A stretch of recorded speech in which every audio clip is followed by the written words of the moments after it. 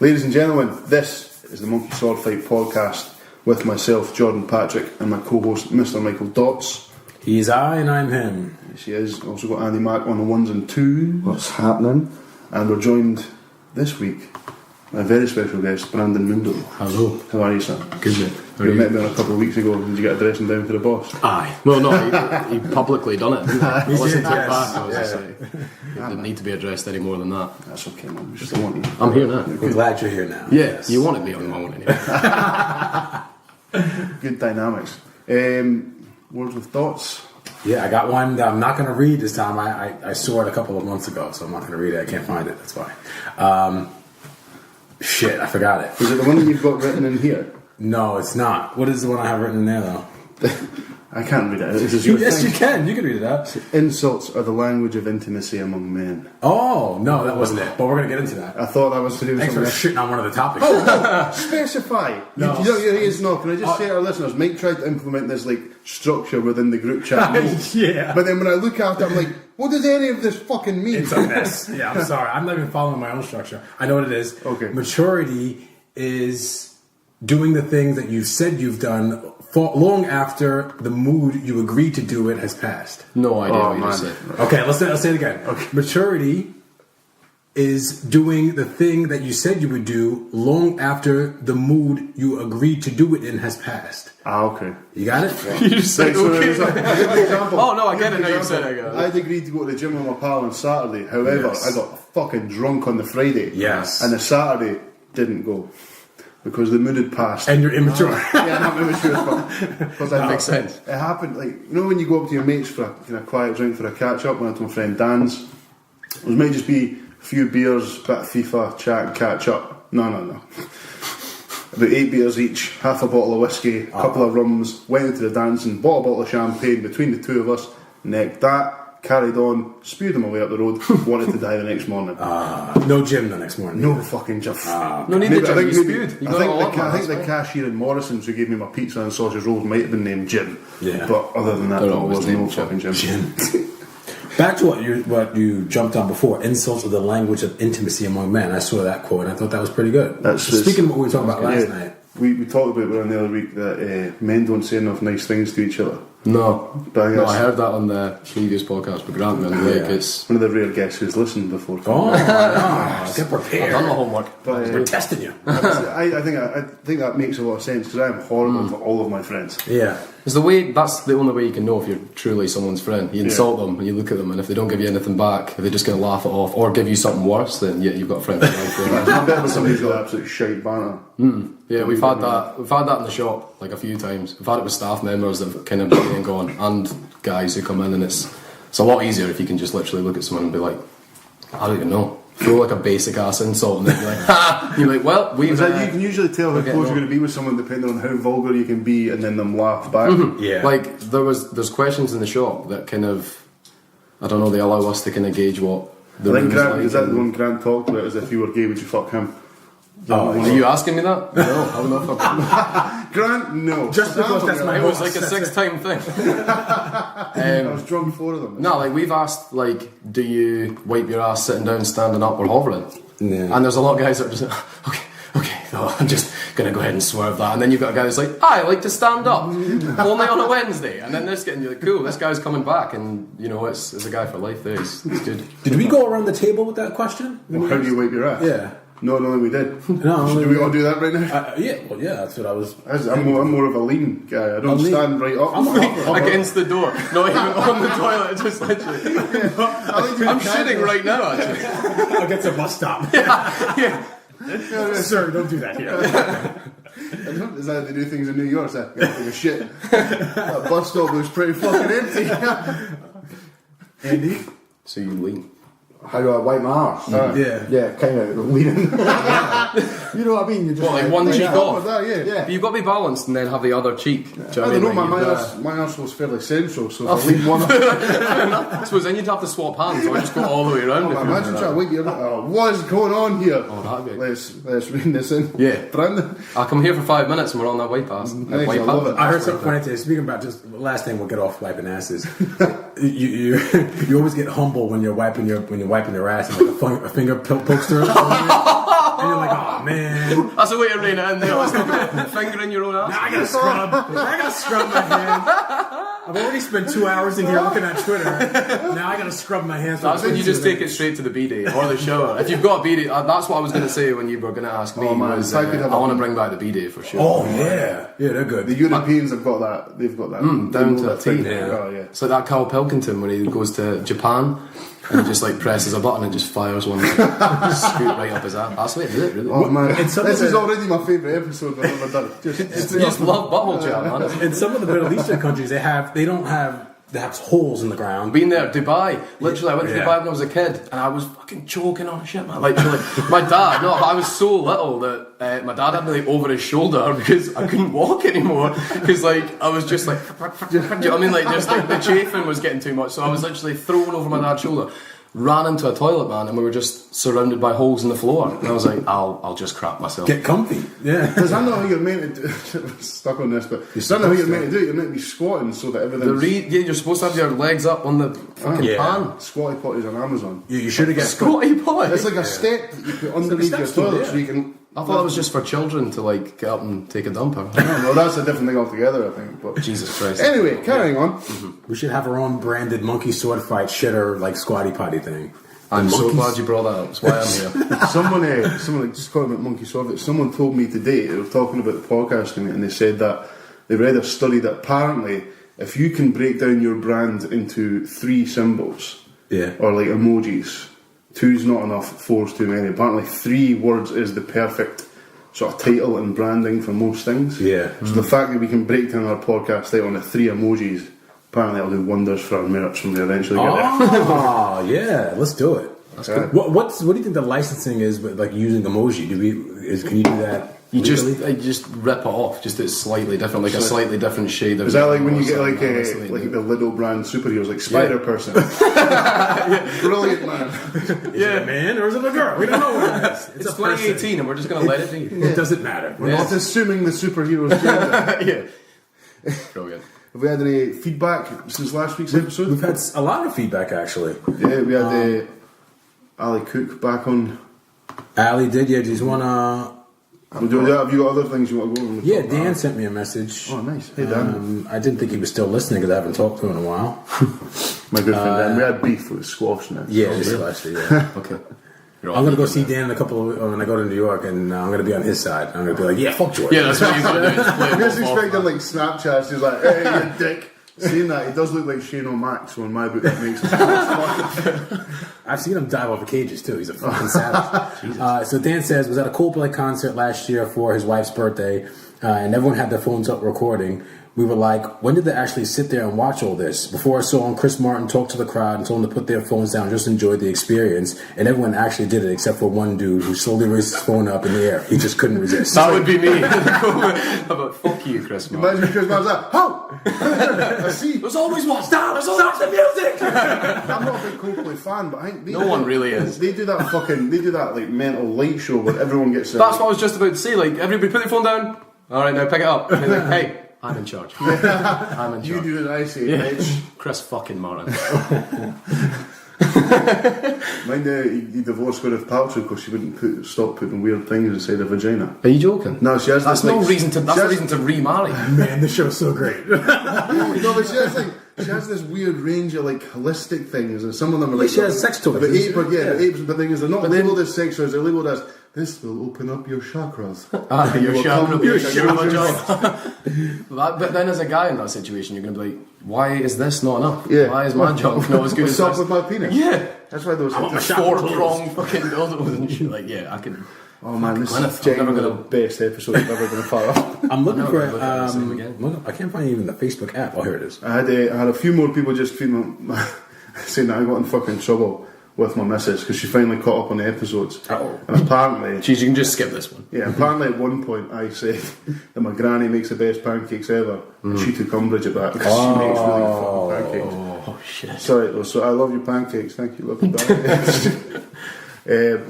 Bestie, Rachel. She just texted me this morning saying, "Fucking World Cup sweeping." We're doing Because we just dropped their name in it. Oh, what teams did she get? Do we know? Got like Iran. I can't remember. What, are you just doing it like between We friends? done one. No, we done one like with people that we asked. We put it on the Facebook and asked who wanted to get involved, and we didn't get enough names, so we just We just done it anyway. We just got people we knew. I didn't even know we were doing one at work. We've got a group chat in the shop that I'm like kind of jumping in and out of, and yeah, apparently I'm in it. And the only team I wanted was Iceland, man, because I genuinely love them. Yeah, they probably won't win, but they might. Andy's theory on Twitter this week is he reckons an underdog's going to win it. I think so, yeah, because what I'd seen George Galloway tweet, he's like, is this the year that the big teams, all aren't as good as what we expect? And I was saying to him it was more a case of I thought that the smaller teams were better prepared tactically, probably because of that, man. Yeah, and a number of their players now play in major European leagues, as opposed to maybe what it might have been, 8, 12 years ago. Let's save that shit for the sports. Save for sports. One more sports thing because it comes as part of feedback. Roddy, is it Bader? It's pronounced Roddy Bader. Bader. That's a great Sunday Hot name. Rod, just Bader. Hot Rod, man. Hot Rod. Hot Rod. Hot Rod Bader. That would be a great Piper. wrestler's name. That was Hot Rod Bader. That was my first Scottish experience growing up. Would have been The Roddy Canadian- Piper. Yeah. Nova Scotia. that where he's from? He's Canadian, I think, wasn't he? I think he was. First time I saw a kilt. First time I I think heard that's why he bagpipes. had the Scottish connection, because he was from Canada. Anyway, Roddy. Carry on. He had sent an email talking about LeBron versus Jordan. He's in my camp. Well, I like LeBron, but I'm a huge Jordan fan, of course. He's on our side. He also referencing episode 27. Really enjoyed Grant and everyone chatting about Perth. Good to hear everyone's opinions about where we live. Cool. Talking This about week we get opinions on buttholes. Just for a little bit. Just cut the diversity. first all of that. no, That's gold, man. Cool, Jerry. No, but my mum's probably going to want to hear this too. No, mum, you need to know. This happens. Already. This is who I am. I'm a butthole guy. Macapella always bring a different point of view. Murray's Pies, yes please, he says. Oh, controversial. This is a Baines podcast, Roddy. He's loyal. Says don't mind the football chat too much, but it can get a bit meh. A bit meh. Yeah. That's for the non-football people of it. Well, Luke He's got a Roddy. Braw not actually, which I'll add to the list. Oh, Here, good. so I won't hide that. Oh, that's a good one. Ali Cook was back on. See if we can find us. Ali's been a long time listener who's a very smart individual who literally picks apart all of our opinions and then informs us whether we're extremely correct or... He comes with a different point of view, he does a bit of research and stuff like that, then hits us up with... Yeah, that's why it's different from facts. us, because he researches. You should get him to come on the show and interview you guys. Yeah, but we're just talking on the that's a good fly. idea. Do you know what I mean? It's not like we sit and go, well, we're going to talk about this, better prepare all these facts. It's just I'd like, love what to do you hear his want to views talk on the about? start of the Just show go. already. You know what I mean? Yeah, Just well, get him to just record go, man. a wee soundbite and just drop up. So I'm trying to get my fucking phone. We live in a post-fact world anyway, so we don't really need to research it. Ali had been talking about things like phones at gigs, just saying, they're distracting because of the light from the screen, the movement draws people's eyes to it, so the people who are standing behind Naturally, them, yes, yeah. Pretty much watch the gig through the phone. But he did make another really good point. He's linked some research here. It appears the act of taking photos makes people think they've had a better time. So shooting photos creates more involvement and more enjoyment than simply observing what's going on. Okay. Actual taking the photo? Yeah, so Okay. it gives whoever's taking the photo more of a sense of involvement in the event. Okay. And that's what the sort of conclusion of the study was. So that was just one of the things he was chatting about. He also told us, this is what got me. I felt like I'd been told off. I'm a little disappointed by the bake-off discussion. You're usually very open-minded as a group and generally promote an attitude of acceptance. Quotes. What's interesting about a bunch of people cutting about making cakes? Well, that's interesting. What about a bunch of people cutting about chasing a ball or knocking a small wobbly white ball across some impeccably cut grass into a wee hole? Or watching two people circle each other, punch each other a few times and then cuddle for a bit until one of them runs out of breath? Ali, we wholeheartedly agree with you, but this is a podcast of opinions, and our opinions are that it's pish. So please continue to listen. I think the difference, though, is we couldn't go out in Russia right now, and we couldn't do those things. But we've all baked a cake at some point that tasted good. You know what I mean? I have never. That's been edible. You know what I mean? But I'm not saying that we could do it to that level. But I mean, the level that Mo Salah's doing right now, we definitely couldn't attain But Mary Berry, is that the lady on the show? I definitely think I could get into the England team. Get into them. Yeah, I could play. I could steal a position in there. Apart from not being English, obviously. Half English. Oh yeah. Half English. Yeah, what's the rule? Oh no, we'll get to that in sports. All right. Speaking on phones, this is something that we had on here for a couple of weeks, and then we'll dive into some chat with Brandon here. I saw that iOS has some new features now on iOS 12 that's coming out for iPhone. And it says FaceTime for up to 32 people. First of all, do you use FaceTime? I don't use it ever, except to talk to my mom. Very real, unless like if Megan goes away where I work, we'll usually FaceTime like for a few minutes, but I don't see the point because the connection's usually shit, so I'd rather speak on the phone anyway. Version of her face. And number two, do you like 32 people? I don't think I like 32 people enough to want to see them on my phone. You wouldn't even see them though. Like, the 32 tiny little Look at the Brady bunch. When the end of the Brady bunch. It's a story. Yeah. I don't think I know 32 people who like each other. Yeah. I know collectively 32 people, but the group politics would be fucking insane to try and get them all on the one phone call. It just seems weird to let that many people talk at once. Exactly, man. I was just, it'd be like, okay, sorry, you go. Yeah, like it would never happen. Just people on the screen with their hands up in the air, like, waiting for their turn to ask a question. Have you ever been on a conference call with more than like 3 people? Oh, it's just, hold on. I'm here. Yeah. And then if someone's Wi-Fi connection's shit, I'll be like, did you see what that... And then they'll just jump back into the so. I was like, fuck that. No. Do you not think it's maybe a case of like there's putting it in place like that because 32 people won't use it, but we don't know what it's going to be like in 5 years. We don't know what people are going to do for it. Yeah, so you might as well give it the capability. I see your point. It's kind of like maybe for families. Granny in New Zealand, kids in Canada. Yeah. I suppose unless I came up to think about it, it could be like one person videoing an event.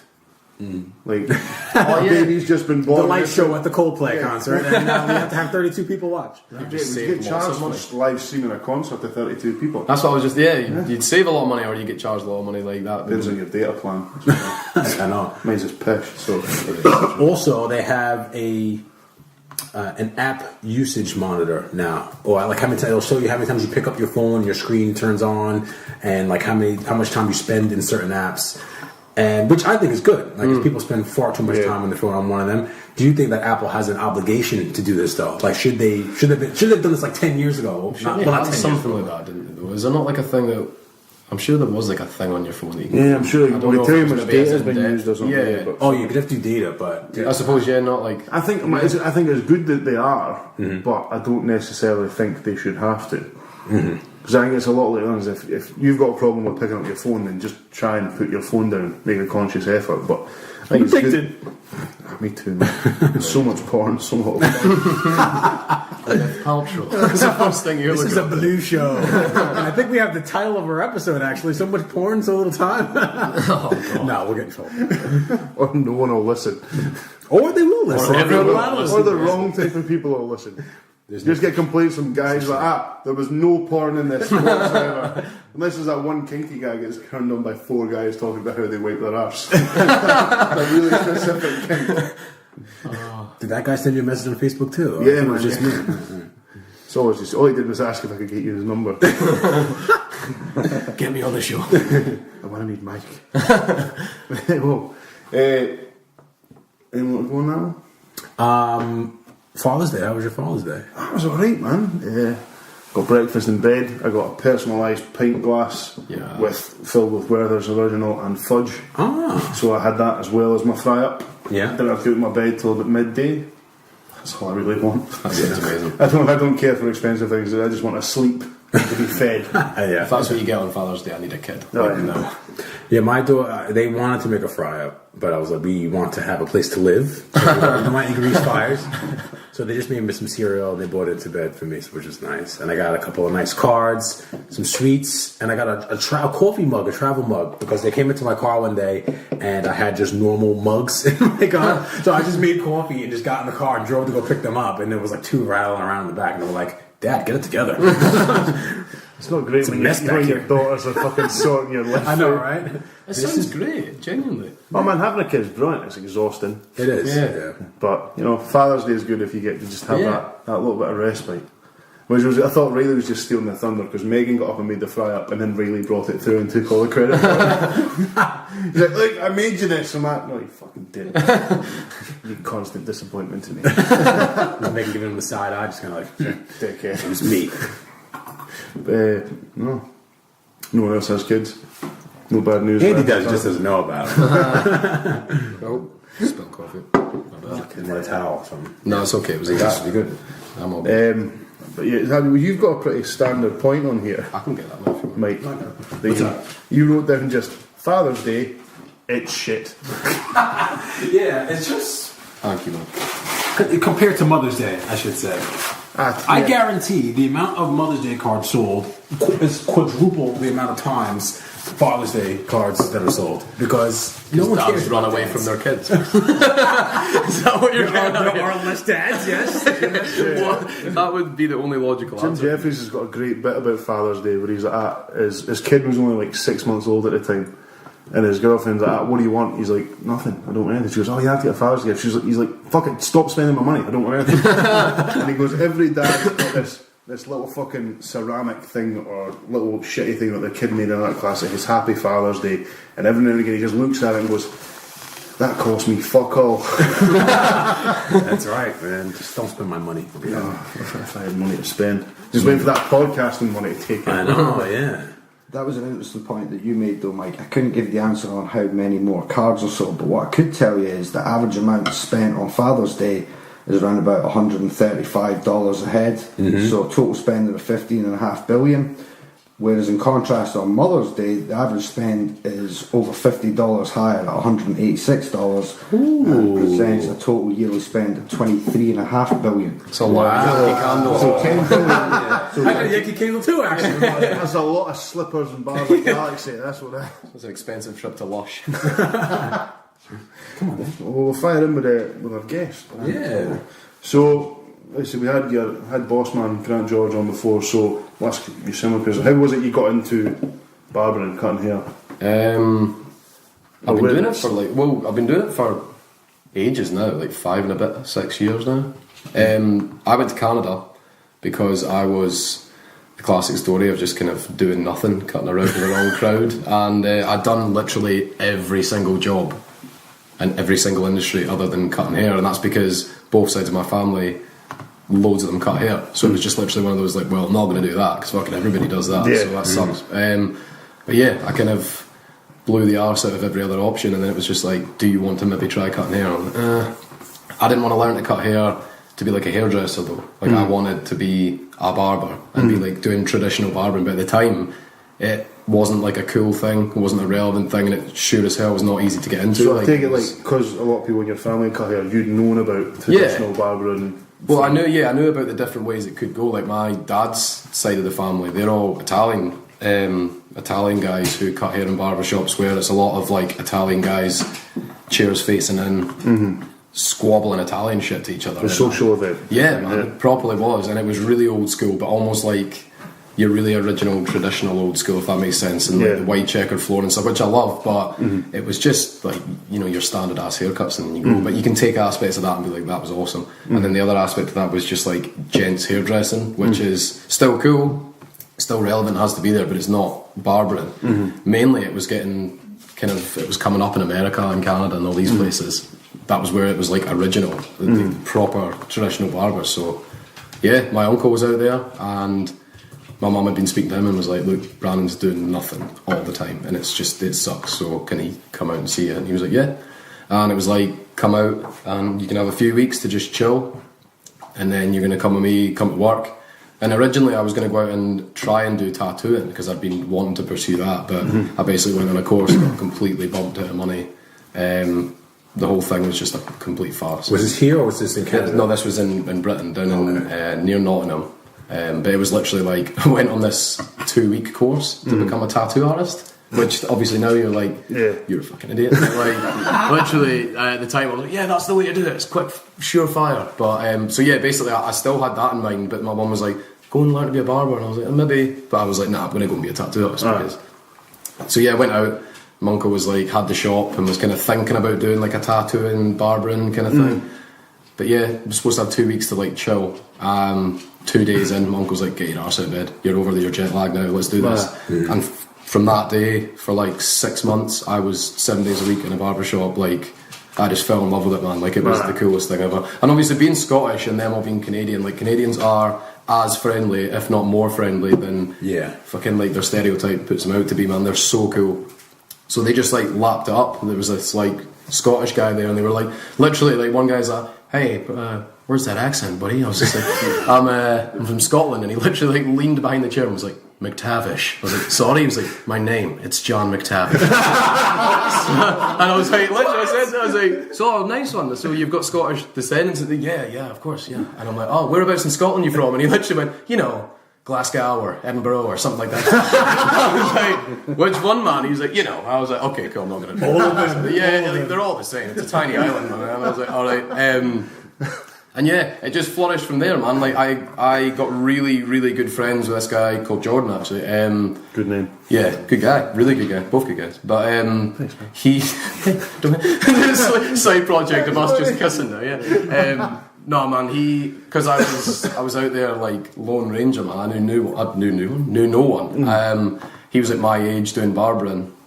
Totally took me under his wing, man. Showed me like all these cool pubs and places to go in Canada, and through him, and I guess with him through me, we just kind of became barbers together. And yeah, the shop wasn't open on a Sunday, and I remember it was this big thing that me and him got to like go and open Sundays, and we done like, that's where we kind of introduced like social media and like stuff like that into it, and put our own little spin on it, had cool music playing, and put up our pictures at our station. And I don't know, from there it just was literally like, this is what we want to do. And we were allowed to do it, because it was literally like, yeah, man, like, people are coming and sitting in your chair because you've got that skateboard deck up and you've got that, I don't know, picture of this guy. You've got your own personality on the station. 100%. So how long?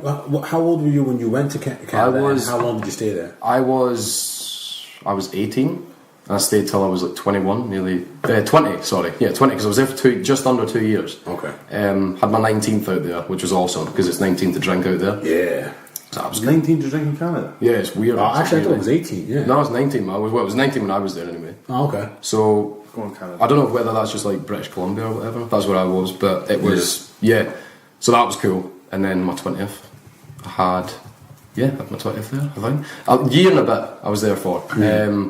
And then it just kind of got to a point where like kind of family feuds and stuff, and more than anything it was just like, I need to come home. Like, this, I'd done it and I was loving it. But it just all started getting a bit kind of like, this isn't, I don't know, I want to be taking this home now, I want to be doing that. And it didn't sit well with a lot of family out there, because they were like, no, we just stay here, you know, you're going to kind of go back down the same path at home. And yeah, so it all just kind of was like, no, I need to go home. And then it was literally 3 days worth of travelling, and I was in like joggy bottoms, this t-shirt that was just reeking at this point, because I was literally like no sleeping or anything. Like, my phone had died, so I literally had to just stay awake at the airports. So I was in a proper like just minging way of just being like stinking and really tired, and walked straight into Badlands. Literally the day I got back, I was literally got picked up from the bus station with my dad, and yeah, got out the car, opened the door, and it was Hannah that worked there at the time. Yeah, I remember. Yeah. And she was like, "Are you Brandon?" Because I've been speaking to Grant prior to this, because like I said, it was all kind of a bit kind of. It wasn't like really bad in Canada. It just kind of got to a point where I was like, I'm coming home, and I know I'm coming home. So especially when you're sort of 19, 20. Exactly, man. Yeah, exactly. So there's a lot of balls to move on, even with a lot of family over there. There's a lot of balls to go. Oh yeah, man. I mean, it was. Yes. Yeah, for sure. It was scary, but it was also it was fucking awesome. When you're gonna get an opportunity like that again, so I was just going for it. But yeah, I've been speaking to Grant. I actually worked in a shop called Sweeney's, which sounds really like every shop in Britain, Sweeney's, but in Canada, no one's heard of Sweeney Todd. Like, it's not a big thing. So when you're British, having a shop called Sweeney Todd's, and you can be like, oh, let me tell you the story of Sweeney Todd. It's like authentic almost. So it was cool. Yeah. But Grant thought that I was working in Pitlochry. The guy that's got Sweeney Todd's in Perth now. Yeah. He had a shop in Pitlochry, so he was like, why don't you come and come down to Perth and do it? I was like, I'm 6,000 miles the other way, buddy. Do you know what I mean? Like, but we got talking, man, because we were two guys doing traditional barbering from Perth, and obviously I'd heard about Badlands through all my mates going to it and stuff. So I've been speaking to him basically. We were chatting away about like motorbikes and just Perth, because I missed Perth at this point. And, so anyway, I walked in. She was like, "Are you Brandon?" I was like, "Aha." And she was like, "All right, Grant's just going out to get a hairdryer." I was like, "Cool." So I sat down. This other guy came in, waited for Grant, And he came in with a blow dryer and just kind of looked at me and looked at this other guy, and he literally said, he was like, I think this guy's been waiting a little bit longer than you to see me, man. And then hugged it out, man. I was literally just like, thank God, man. Like, do you know what I mean? Like, it was just nice to see him in person. And then, he was like, go and sleep, because you need to do that. And it was like 2-3 days later, we had a chat and then started working for Badlands from that point on. Nice. That's good. So like, you, well, fast forward, because I know when Grant originally moved to Glasgow for a bit, you took over managing the Perth shop. Yeah. Was that a big jump, or were you sort of ready for the challenge? Or no, man. I mean, like, me and Grant had been looking after. Well, Grant had been looking after the shop, and I'd been working there in the little shop, and then that had kind of progressed naturally, like really fucking naturally, into us moving into the bigger shop. And I guess like the morals and stuff just continued on, and like running a shop, like it's not easy to do, man, but all you've really got to do when you get to that stage, and when we got to that stage, was just like, don't fucking burn the place down, play, do you know what I mean, like play the right music, have the right attitude. And like I say, because me and Grant had kind of built up what Badlands, kind of the way of doing it together, if you will, like it was just a case of like, make sure these guys don't fuck that up, because we've both worked pretty hard to get here. So in regards to like managing the shop, it wasn't like overly hard, man. It was just hard making sure that like Grant got figures for stuff, and you know, that shit was turned off and turned on, and that guys knew what they were doing and like managed themselves. But man, like, the shop runs itself. Like, as long as you do your bit, then it's all good. So just make sure everyone done that bit. Okay, man. Well, then that progressed, and we touched on it with Grant, but obviously you've taken on the barbering school through in G-Town at the second shop. So once that had sort of started and you got your students on board, how was that? How did you start preparing your like lesson plans, inverted commas? Did you have an idea? Did you set out a sort of... I'm not even going to pretend like I had an idea. No, I didn't. I had basically, before I took on managing the Perth shop, I had essentially got bored. And I said to Grant, I was like, I love cutting hair, I love working the shop, but it just gets so fucking routine. Yeah. Things just tick over, and you start the next day, and it's amazing to have such a good clientele and have such a like positive network of people, and it's awesome, but it does just get routine. In this job, I want to be doing more, because that's why I'm doing this job, because there's so many avenues and stuff you can do. So I wrote out a plan, essentially, just in this little blue book, as to like how you would go about becoming a barber, or like doing it our way, just for the fucking crack, man. Like, I was literally like, and then I was like to Grant, I'm maybe going to approach people with this, and there was plans there to maybe be like, we should take people on and do it in the Perth shop and do this. But then fast forward like a few months, he took on the Glasgow shop, I took on managing the Perth shop, and it all just kind of got swept under the rug, which I was cool with, because then I had this new challenge of looking after everyone and stuff. So I was literally getting a chippy one night, and Grant phoned me, he was like, that space up the stairs? I was like, yeah, because we thought, like, I think Grant had said to you, we were going to do a tattoo shop and stuff. And he was like, I just can't give creative license to someone who's going to do something totally different, so do you want to teach still? I was like, yeah. He's like, cool, well, we'll just do it up the stairs. And then it just progressed from there. So no, I didn't have a course plan written out, but I had the rough kind of ideas as to like how I would want to go about teaching someone how to cut hair, mainly because of how many people would come into the shop who'd gone to college and, for want of other words, were fucking useless, man. Like, they were really good guys and they wanted to do well and stuff, man, but like, you're looking at a haircut and like, you guys aren't barbers, but you would look at that and be like, well, you're not fucking asking him for money for that, man. That is awful. Do you know what I mean? Like, the amount of times that we'd have guys that would be like, nah, sit back down, man. Fucking hell. Like, literally. And you get them to go over and over and over. And I'm like, how do you not know how to get here? Fair enough if you are trying, but you can't. Yeah. Do you know what I mean? You know the kind of techniques to use and stuff, but you're just not getting there. That's something I can work with, man. That's something that definitely be like, sometimes it's just a case of like, you flip their comb round, or you open up the clipper guard, or what, do you know what I mean? But these guys just didn't know. I was like, Grant, man, we could tap into that, do you know what I mean? Because in the sense that, like, these guys could learn in the right environment, so they know how to pick up a phone and say whatever it is they need to say to book someone in, or they know just how to talk to somebody, how to talk to other barbers. Yeah, I'll give them that actual, I think, because like you say, these people go to college and there'll be a course written on how to cut hair traditionally, but it won't be getting taught by people like yourself or Grant who have actually cut hair. That's what I wanted to ask. Do you think the problem with the students is that they learn just in a classroom environment? Massively, they don't have the real world experience, and they've not got people teaching them who are real world practitioners. And I think that when you walk into like a college, say, that's why, excuse me, we didn't want to have like the Badlands Training Academy, because it sounds like you're going to college. Yeah. And it's the mental stigma that you wake up in the morning, like that's what gets you going for it, man. Like we were like, again, going with like the traditional kind of, down like the old school American roots and stuff, like the guys that we look up to and always have looked up to in barbering, they went to barber school to learn to be a barber. You know, and it was in these kind of environments and getting taught by these kind of people. So it's like, from the off, you feel like more of a barber because you're going to a barber shop. At the end of the day, you clean your station, and that's your station where you work. And you take pride in the tools that sit on top of it and the people that sit in the chair. And it's all a. Grant always says it, like barbering. I don't know, he makes a percentage up every time, but the barbering is like 60% cutting hair. Maybe, like I say, sometimes it's 90, sometimes it's 10. Do you know what I mean? But like the point is, it's not everything. Being a barber is about.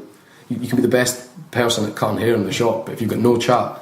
And you fucking stink for a start. Do you know what I mean? We've had stuff like that, like your personal hygiene's bad. You could be the greatest haircutter in the world, man, but you fucking stink. No one's going to come back to you, do you know what I mean? Or you've got really, really bad chat. Or you've got, like, you just don't say anything. You know, we've had trouble like with staff in the past who, they just don't understand why we're getting on. That's what I used to hate, man, before I started going to Badlands, is like, pretty much any barber I went to, you sat down, and I'd usually just say nothing. You maybe have a couple of minutes of chit-chat at the start, and then the rest of it was 25 minutes sat looking forward. Feeling really awkward because you've got someone this close to you touching your head that's not speaking to you. Whereas now the shop, and like I said it before, like when me and Riley go on, the experience is it's like a monthly thing we look forward to. We go and have a crack. So when even Riley's involved to a point, most of the shit goes over his head, but he still laughs. Yeah, man, 100%. I mean,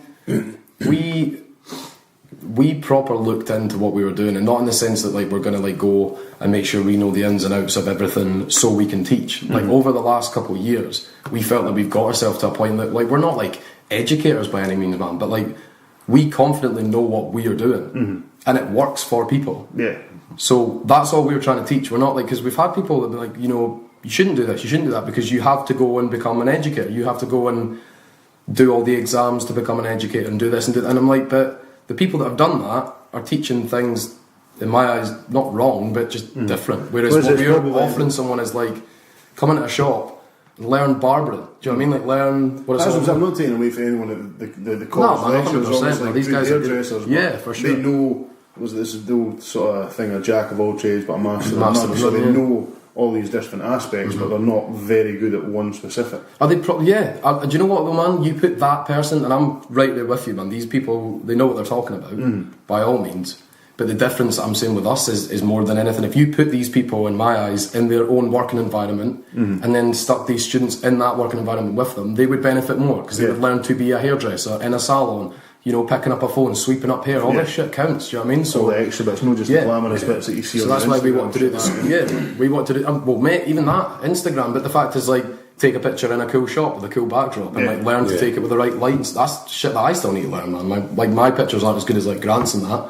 But that's the stuff that like Grant comes in and does his bit of teaching in the school. That's where I'll even sit and look and be like, okay, cool. And that's one of the main things we'll try and teach the boys in the school, is to be like, you know, every single day you can learn something different, man. And that's not a cliche, that's the fact. And if you go every day thinking I know everything, then you've peaked, and that's shit. Well, I know like yourself and Grant and I think probably Sam that I've spoken to, I know that you guys try and learn or read up or watch videos on different styles and things. All the time, man. I'd imagine as well you'll have to keep an eye on what the trends are becoming. I mean, 100%. The thing is, now we've got to a point, I think that's why barbering's so big, everything's been done before. Everything. In some kind of variation. So you learn everything and learn why people do things in certain ways, then you should always kind of be able to keep up with the trends and stuff. But yeah, you're right, man. Like, there's also stuff that comes out and you're like, why the fuck are you doing that? Why are you leaving a bit long? Why are you shaving a bit short? Why are you doing... But if you get it, you get it, and you can do it. You know, the one I don't understand is I've seen people with almost a third of their head shaved. And then they've got the comb over. I've seen a few folk like that, and I was like, that was the haircut for like any footballer in like early 2000s, man. Do you know what I mean? That was like new age kind of, like Aguero, he had it. But it just gets further up and up and up your head. I want to see somebody bring back, I don't know if you know this, like the original, the Fat Ronaldo muff. Well, you done that for Sam. They literally, like a little island of hair on the forehead, man. It's the way forward. Ronaldo just rocked up the World Cup and he just shaved all his head apart from like a little D shape around the front, and he's had this little haircut. It literally used to just cough forward. Have you ever seen videos of Fat Ronaldo? I have, yeah. He's my favourite. Fat. He's not He better is. than Zidane though. No, he's boys. not bad, but like this guy was fucking built like a tank, but had the engine of a Ferrari. There was this big 16 stone cunt just smoking people on the way. He was an ugly fat guy who yeah. shared the name with this fucking absolute Adonis. Aye, literally. Oh, I'm thinking you mean Ronaldo. No. was fat. There's another one. No, I'm There's talking- another one, man. I'm talking about Brazilian Ronaldo. Yes, I see him. Yeah. too. Yes, yeah. His hair was class. He's literally like imagine walking into a barber and be like, to be honest, man, I don't really do anything with my hair other than the fringe. He's like, cool. Should we just shave it all off? Yeah. Fuck it, man. Go for that. Why? Because I am Fat Ronaldo. To be fair, you'd have to produce at a World Cup going with a haircut like that. Aye. Fair play to him. He did, because that was what everyone was scored questioning. both in the final. Everyone was Yeah, talking One about thing, it. man. Yeah. Do you know what I mean? Everyone was talking about he was past it and then he became like the leading scorer. Yeah, because he had all those knee injuries and everybody's like, nah, he's past it. Just imagine him sitting in a dark room before it, just twizzling that fringe and licking his finger like, I'm Waiting for game day. That reminds me of the worst haircut I ever had. Primary 7. It was a really small phase of guys shaving their heads and keeping a fringe and spiking the fringe up. Whoa. Oh yeah, man, that was. Did you have that? I had that. Oh, man. Primary 7 for about. We're gonna put a picture on our Facebook page, Oh, there was guys. no pictures. There was no pictures existing of that. I'm so like There's camera phones definitely when I think. They're always. The worst haircut. I don't even think my mum would let me in family photos. She's like, Let you stay family in the photos, Jordan, over there. You slept in the shed. For a Back in the shed, bitch. The worst one I had was it was before my prom too, and I went to a new barber shop because I couldn't get to my normal guy, and I went to the guy that not everyone goes to. It was maybe a new guy, or just maybe someone who was just inexperienced. You or were whatever. asking for it. Yeah. So I was only like 16, and I went in there, and it was even like in a back room too. It was way back in the barber shop. Whoa, I like, don't oh, like where this shit. story's going. So I remember he was on the phone for a little while. It looked like he just kept like he was like, trying to so, fade. how do you like your butt? He was going around trying to fade. Another guy poked his head in and kind of like gave me a look and then went back away. And then I remember like looking in the mirror and then I was just basically bald. It was like a one like all the way around. It was really, really close. And I was like, fuck, I'm bald. little did I know that this was going to be my future, being bald. Just Anyway. never grew back from that point. I blame him. Actually, my dad is literally my dad. My christening photos. Now, my dad for years had like a mullet, like a proper 80s Business in the front, mullet, party in the back. Right, but then Billy Ray. When he came in because he never had a skinhead, and then I was looking at my christening photos when I was younger, and I was like, Dad, why the fuck have you got a skinhead at my christening? The barber dropped the clippers in the middle of his head and took a fucking chunk of it. Holy shit. And then I think, if I'm remembering this right, trying to charge him full price, my dad's like, get yourself to fuck. Imagine walking in with a mullet. My christening photos, it looks like I'm being held by an ex-con. Standing in the back looking mean. Let's be honest, looking back, he probably did him a favour. He did him a favor. Yeah, he probably did it on purpose. Yeah. Well, yeah. That happened. So, I don't once. know, man.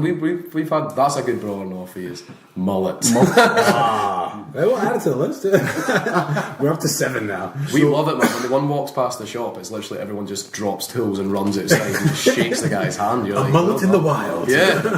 David I love Attenborough. mullets, man. Love Here we it. are. They were a thing for a bit though. Like I remember, like Well, they were everyone like- had it like kind of stuck down at the back. I used to had straighten I had the Yeah, man. I had the Derek Riordan, like 2007. So it was like, it wasn't so much a mullet, but it was the same length right the way through, and you had the side shave. Shaved And then every right now and again someone had a stripe. Oh, I had that. I had a red stripe through my hair. I remember seeing that in Glasgow all the time. So good, man. 2006, the glory years.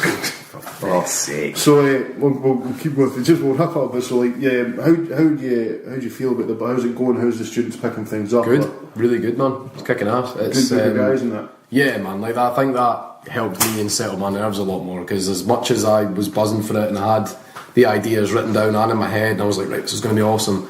Like you don't know who you're getting. I did obviously. Like we know. I know one of the boys pretty well, two of the boys pretty well actually, just from coming into the shop and being from Perth. And then one guy who stays in Glasgow, didn't know him at all, but they're all genuinely such sound guys, like really, really sound. And they made it a lot easier for me because, like you say, you go in there and you don't know who you're getting, man. You could get one guy who just doesn't take well to being told anything. Because I've dealt with people like that in the past, man. You're just like, you know, in that situation, I'd like to be like, okay, cool, fuck you, man, you know best, and just walk off. But you can't. Yeah. Like, you're obliged to get in there and teach them how to cut hair. That'd be the thing you probably have to like adjust, because that's why I struggled when I started coaching the football team. Yeah. Trying to adjust the way you deal with people depending on how they react. It has to be like kind of singly managing guys, do you know what I mean? Like, and it's, but I don't really have to do that, because one, we all get on, they all get on, and two, they're all learning at a similar pace. So like, it's not like, because that was my other concern, was that, you know, especially in a group of three, it's just two's company, three's a crowd kind of thing, in the sense that maybe two of them would get on and crack on with the course and be better practically at what they were doing. And I didn't want one guy to be like, I fucking just don't get this, because it sucks even more if you don't get it and two guys do. Avalanche as well, And then you've got to the end of the course and you've got two guys who are super happy with it, and one guy who just blames you pretty much, or blames himself, and that's even worse. Like, I'd rather blame me, because you can be like, look, come back, we'll do another one or whatever. But I would hate that if someone was like, came on and was disheartened and was like, cool, so this is all I wanted to do with my life and I fucking suck. You know what I mean? Like, but nah, man, they're all getting on really well. It's good that you can remember, because I think that's the difference between a good teacher is someone who can not get frustrated at the fact that someone's picking it up. Maybe if in different instances that someone's struggling and another person's not.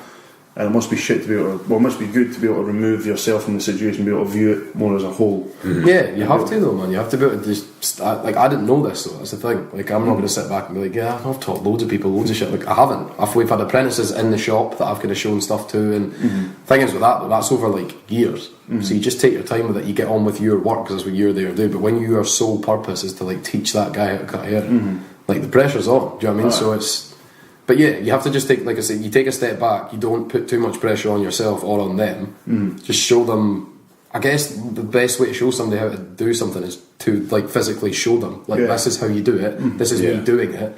If you can't do it, at least you know it can be done. We've just got to make sure. It's like showing, because imagine there's techniques where you'll do something one way and another person will find it more comfortable to do something the other way. That's something that I proper struggled with, man. Like, it was like, do it this way or don't do it at all kind of thing. Like, for the first few days I was like, this is the only way you do it. But Grant was like that. Grant's literally found himself being like, this is like how I cut hair, and that's, and I bet the boys in the school were like, oh well, Brandon's taught us this way, and he's then like, oh shit, yeah, no, you can do it like that as well. And they're like, so which way should you do it? And you've kind of got to be like, both. Whatever you want. So, yeah, Try and find a way that's comfortable with yourself. exactly, man. I did struggle with that to start with. It'll be good as well, because people are coming in knowing that they've got apprentices cutting their hair. It'll take a bit of the pressure off, because obviously you'll be there to fix everything. Because I did it one of the old apprentices years ago, and then Grant touched up, didn't have loads to do, but I forget my point. But it must be good for the boys to know that if they're bringing the people in, then obviously they feel a bit more at ease because they know the people in the chair. Yeah. And then the people in the chair know that they're apprentices. Yeah. So, you're right. So that takes the stigma off. I think that from apprentices in the shop where someone's come in, oh, is it not walk-ins? No, man, it's appointment only. And then you'll be like, but my apprentice here has got space. Yeah. That's then a bit different, because you want to turn the heat on at some point and be like, look, this guy doesn't want a shit haircut and he wants to get out here in under an hour. Yeah. So do that. That's where it gets a bit like, oh my god, right, okay. But yeah, for right now, these guys are like, the guy sitting in the chair knows he's going to be there for a few hours. I'm going to be speaking through a lot of it, and they're going to be taking their time and fanning arsing around and probably fucking up. But yeah, as long as I can turn around and guarantee like you will not leave with a shit haircut, then they're like, yeah, fuck it, cool. Oh, you got to break some eggs. So you were saying before you went to the school, it's not like it was getting monotonous, but having people come in and not doing the same thing over and over again may get that way. What's like a bad day look like for a barber though? Like, and we all have like a bad day when we go to our jobs. What does it look like for a barber? I guess it's like, for like not teaching, you mean just like cutting hair? You're just cutting hair. It's different for a lot of people, man. I mean, if you're doing appointments, I guess for certain people anyway, if you've got a day full of screaming kids who don't want to get their hair cut, that sucks, man. Because the thing is, like, none of the boys in the shop are like, no one doesn't want to cut a kid's hair. Like, it's like you said, when we've got like guys like Riley who've been coming in since they were little, man. Like, you walk get them through the door and it's just another little guy that's coming in, and you're like, what's up, man? Like, and it's cool to see them growing as the shop's kind of growing and stuff, man. That is cool. But there's certain kids who, like, it's fucking dangerous, man. Like, these are sharp ass tools, and I'm not joking. And so then it becomes stressful. It becomes really stressful, but the most fucking stressful thing about it is the parents. It's never the kids, because the kid's gonna freak sometimes, man. It's when the mum's like, "How good is he? He's the best kid in the whole world, aren't you? That's the best." And and you're like, no, like his hands are on his head. Do you know what I mean? Like, yeah, you're a good boy. Mommy loves you. Like the kid, there's a few that they sit down. We'll pop them up on the skateboard, man. We'll be chatting away at them, like you say, like they're just little guys. And oh, you sit on a skateboard? Yeah, we've That's got awesome. Yeah. Well, it's actually the easiest way to just bump a kid up a little bit, man. So we sit them on top of the skateboard, and they're loving that, like you said. And if we've got something there they can play with and stuff, so we'll kind of set that. And 90%, if the mum or the dad steps back and just lets that happen and lets it be a thing, 90% of the time the kid will be fine. It's when the mum comes over, are you okay? Are you okay? Yeah, oh my fucking God, are you okay? Are you okay? The kid's like, why the fuck wouldn't I be okay? Like, I'm not. Do you know what I mean? Because why am I not meant to be with this guy with the sharp objects in my ears? Then they freak out, and then the mum's like, oh God, picks them up, sits them on their knee, and I'm like, you've ruined this. Do you know what I mean? Like, this kid is literally, and it's only at a point where usually a kid will start getting older, and it becomes either that or they've been in the shop 2 or 3 times, and you will either say to the mum or the mum takes it upon himself and just says to the kid, look, you've been here before, this is fucking happening, no one's going to kill you, do you know what I mean? And you get over it. But away from that, man, like a bad day in the shop's just if you've got nobody in. If you're just sitting there doing nothing, man, it sucks. Like, we want to be cutting hair. What about like the mom that's always over next to her kid? Would you have any moms come in there like taking pictures, like first haircut and go around, take pictures and videos? That's cool though, man. I mean, I personally don't mind that. There might be people out there who don't like that kind of stuff, but if they are making the experience better by doing that, that's like, true. oh, like, smile for mum, you know what I mean? And then the kid's like, oh, this is quite cool. Like, do you know what I mean? I'm getting pampered in a way by everyone here. It's like Riley who just snoozes in the fucking That was amazing, eh? You had to literally just be Riley's like chin rest for fucking years. My mom actually sent a picture. This is my first haircut. I'll post this on the Facebook page. Me crying my fucking You're gonna have to eyes out. describe that for the benefit. Yeah, I'll post it on the Facebook page. But my mom holding my hand and me reaching out probably to my aunt or my dad. Yeah. Because I'm crying my eyes out. I've seen that so many times. That amazing. It is great, yeah. So you see, you just have to crack on with that, man. It's literally like... That's what my dad did. My dad was probably just like, let the fucking kid sit there. I'm like, let's get on with this. Just shave If his... your dad's back, don't you dare fucking cry. I know, right? I'm sorry, sir. It sucks though when you've got a kid who is screaming and crying, flinging his head around, the mum's like, so I want like a tapered skin fade, quite a lot of length left on top. I'm like, nah, your kid's getting a 4 all over. Do you know what I mean? Like, I can't... You're getting a short back inside. You fucking enjoy it. Yeah, literally, like, it's not really what we asked for, is it? I'm like, I didn't really ask for your kid to bite me in the face, but, you know... You're lucky shit happens, man. You're lucky I didn't cut the little cunt's ears off. Because I was trying to. That must be kind of a shitty conversation to have, though, because it's kind of like, oh, I want this, and you're like, well, I can't deliver this with your kid acting that way. I mean, 9 times out of 10, you're like, look, I'm going to start from like, so say if they want like, if they come in, for example, like skin fade, like I'm going to start with a 2. If I can blend down and he's going to let me do that, then that's cool, but we're going to just work our way down. See what we can do before this gets... That's a good game plan, yeah, start with something. Oh yeah, you've got to, man. And you also, this is the problem that I've had, especially when I was looking after the shop with the other barbers, is as a barber, if you're fully booked all day and you've got a kid that is going to either A, hurt themselves or B, hurt you, man, you have to know when to be like, right, we're done here. Like, do you know what I mean? Like, I can't do this. You need to realise that this isn't happening. It's going to hurt your son. Yeah, like you said, time management, like, this just isn't working today. Yeah. And 9 times out of 10, the mum will be like, right, okay. Obviously, they're just like, fuck's sake, do you know what I mean? Like, I just want my kid to sit still. I just want this to happen. Yeah, it's frustrating for them too. Yeah, man, it's one of the many jobs they've got to tick off their list in the week, man, and it's like, I get that, but you have to also be like, this fucking sucks for everyone. Do you know what I mean? Like, just let this be. Just don't come back. Just... Hey, well, I think that was good, yeah. That was good, man. Well, thanks for chatting with us and that. Like you say, you're going to stick around and talk some more shit with us. Wicked. I love talking shit. No, let's get back to the real stuff. Yeah. So, wiping asses. Who likes to sit down when they pee? I do that sometimes. It's a treat. It's a little treat. I was raised in a house full of girls. I have 3 little sisters, so sometimes it's just like, that's the way you pee. That's just the way you pee. Why are you standing, you fucking weirdo? Nah, fuck that, man. I was the man that was peeing all over everything. It's just like when I mean in primary school and like when you used to go to a urinal, you didn't understand you could just pop out and you had to whip your case out of your house. Standing there like next to your pal, ass out like, hey man. That was like a fucking... We discussed that at the shop as well at one point. Was I can't remember, this was ages ago. Like how awkward it would be now as an adult if you were to just kegs all the way to the ankles and then piss in like a public toilet. Do you know what I mean? That's what you do when you're little. I'd be too scared to do that in any bar toilets. I don't even look at the floor when I walk in a pub toilet. It's just like, oh god, it would be so funny. All right, boys, straight down. Well, we go into sports since we delved into it a little bit earlier. Yeah, Space for theme tune. What's the goalie did? What's the goalie do?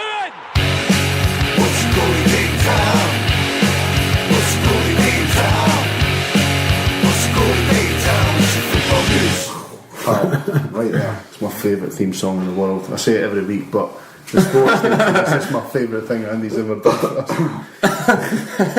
Quit blowing your own horn. I want to go something really funny about sports related. It was the South Korea coach. Did you hear this interview? Yeah. So somebody asked him because apparently his players have been wearing different numbers in training. Okay. And he's like, why have you been doing that? And he goes, well, I think there's sometimes some foreign people in the crowd, so in case they're spies, we know that European people struggle to distinguish Asian faces. So he gets one guy to wear the other guy's shirt and they can't tell who's playing with. All the reporters let a siren relief. They're like, "Oh, God, he said, no, Jesus Christ!" I thought that was absolutely fucking brilliant. The funny thing was he did it to stop the Swedish team like spying on them and that, but then you can look at the Swedish guys and then be like, fuck, they all probably. Yeah, that's true too. That big tall blondie next to that big tall blondie and that. And every name finishes in son. Gunnarsson, Sigurdsson, Olofsson. Something I found out today, actually listening to a podcast, I initially was rooting for Poland and England for the World Cup. Jesus Christ. Jesus Christ. He does it just to wind us. No, who else? Controversial. Yeah. So then I was like, you know what? I should go with something America related. So I was like, I root for Mexico. You know, it's just south of us. And then I heard today on a podcast that they apparently have beef. That's like their rival in the Eastern Hemisphere. Would it be Western Hemisphere? Well, it's ask me that, man. Yeah, shit, I'm dumb. So America and Mexico apparently have issues. There was an incident. Apparently, they were trying to put a massive wall up between the two. I can't believe soccer's supposed to bring us together. Football. I'm sorry, I got shit from in our group chat saying soccer too often. Mate, I was listening to a previous podcast and I was like, I don't know what you're talking about right now, because when you say football, I'm like, I know. See, and this is why I said I have to say it. But anyway, no, go soccer, man. Go soccer. All right. No, fuck, I was encourage him. Like, say football. I don't know, man. Coming here, they're like, we put in so much good work to converting this yank. So apparently there was like some piss thrown at some of the players going through the tunnel when they were in Mexico, and there's just issues because those are the two best teams in that area. So now I feel bad I changed my whole Facebook profile to put the little Mexico thing down. I feel like a traitor to my country now. Build that fucking wall. Make America great again. They played well though. They did play well. They played really well. Mexico, that's one thing I'm thinking about this World Cup. We touched on it with Andy as well. So far, all the favourites have stumbled, apart from France. And then, England won, but I wouldn't call them a favourite. But so what was it? Portugal and Spain, they drew. It's fucking unreal. France only just won. Argentina drew. Brazil drew. England only just beat Tunisia. Argentina, your god Messi didn't look too godlike. When you're playing Iceland, man, you've got to expect these things. Greatest team in the world. Don't forget though how many. Also on the flip side of that, how many of the big teams and the big players have had a fucking long, hard season. No, definitely. That's true too. Well, that's what I was thinking, man. So going back to Celtic, but just the only example I have. So shock. Well, I don't know what things. Time check. Where are we at? Oh, almost an hour. We've got three players. We've got Gamboa for Costa Rica, Boyata for Belgium, and Lustig for Sweden. Now, realistically, Belgium are the only ones I think will go any further. But if you think about it, that means that boy has played an entire season, all competitions. Probably went straight from the Celtic camp to the Belgium camp. That'll be 2 weeks, and then depending on how far they go, he could be away playing football every couple of days for 4 weeks, and then Celtic will have their European qualifiers. Now, if he's our first choice centre half, when's he going to get fucking time off? So we burst next year. I mean, so like you say, there's boys in the Premier League that have played all the Premier League competitions, Champions League competitions, like the Man City boys will be fucked. Yeah.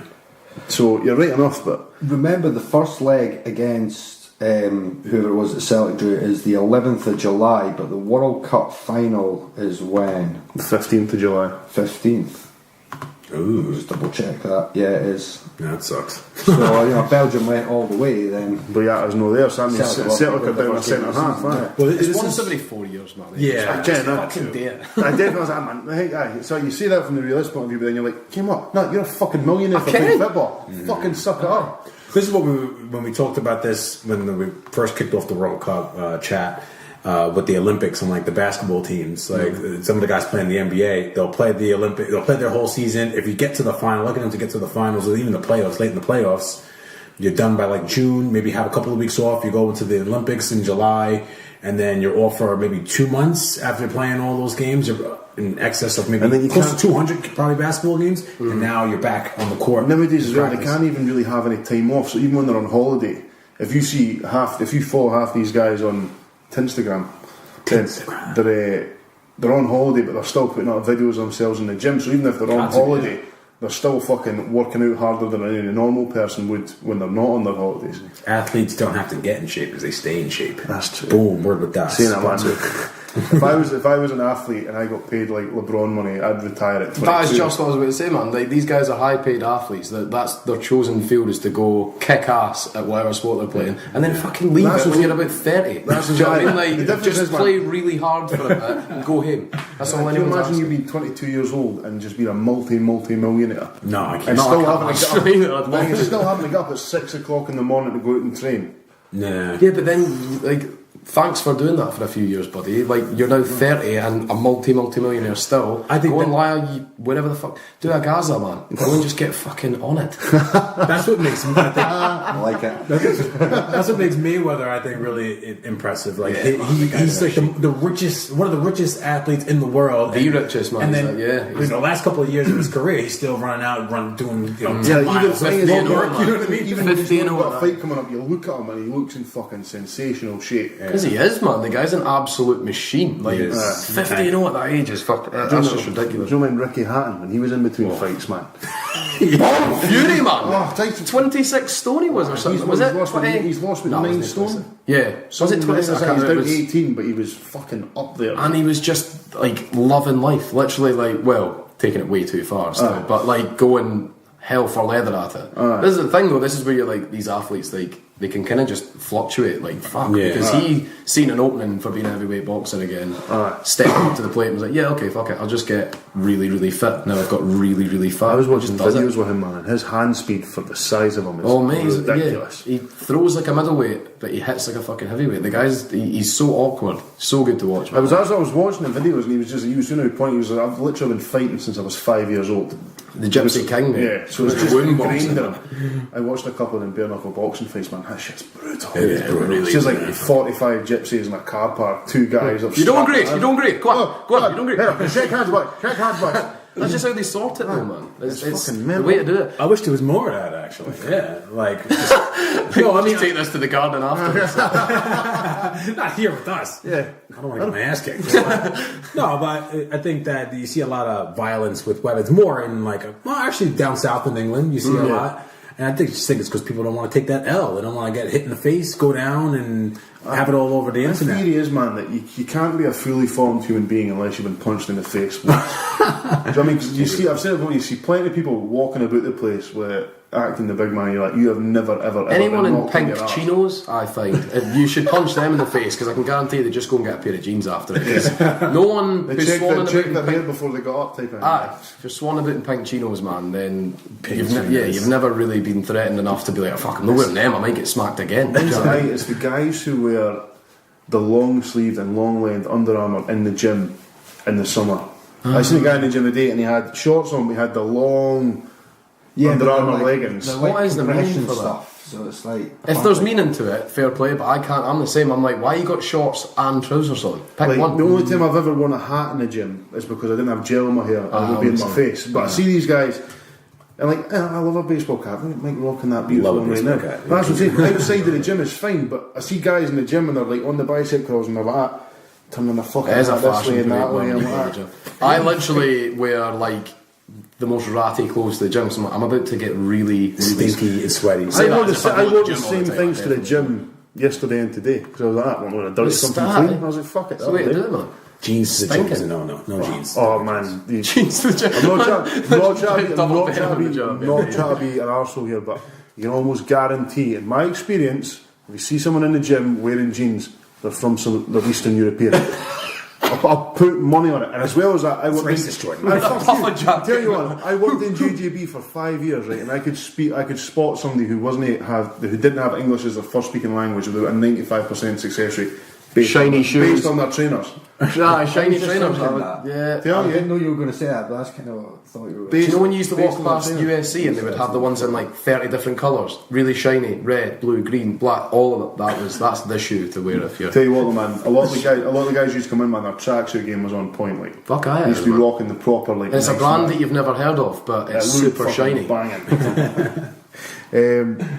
I didn't know. Apart from watching the sports channel, because I just thought I'm really interested in this tournament because, like Andy said, I don't think a big team's going to win it. Mm-hmm. And I really. Who do you think is going to win? Yeah, we're going to change our. We're not going to change the team that I've drawn, but I reckon, based on what I've seen so far and the potential, I'd hope to say either Portugal or Belgium. Belgium look good. Do you not Both consider big Portugal teams. as a big team? Though? Both Yeah, big teams with big players, but yeah, I guess. I mean, like, I'm under really- that layer of favourites, the 4 or 5 favourites. I really Germany, like someone. Brazil, I'd really, France, yeah, Spain. the big ones. I'd really like someone who hasn't won it before to win it. Yeah, I'm with you. Do you know what I mean? Because I was having a look at the World Cup winners, and there's not a whole heap of variation. First one was in 1958. 1930. Was it 1930? And ever since then, there's not been a whole heap. Who won it in 1930? Just out of It was curiosity. Uruguay, Italy twice, and then Uruguay again. I think the last team to win it back to back was Brazil in the 60s.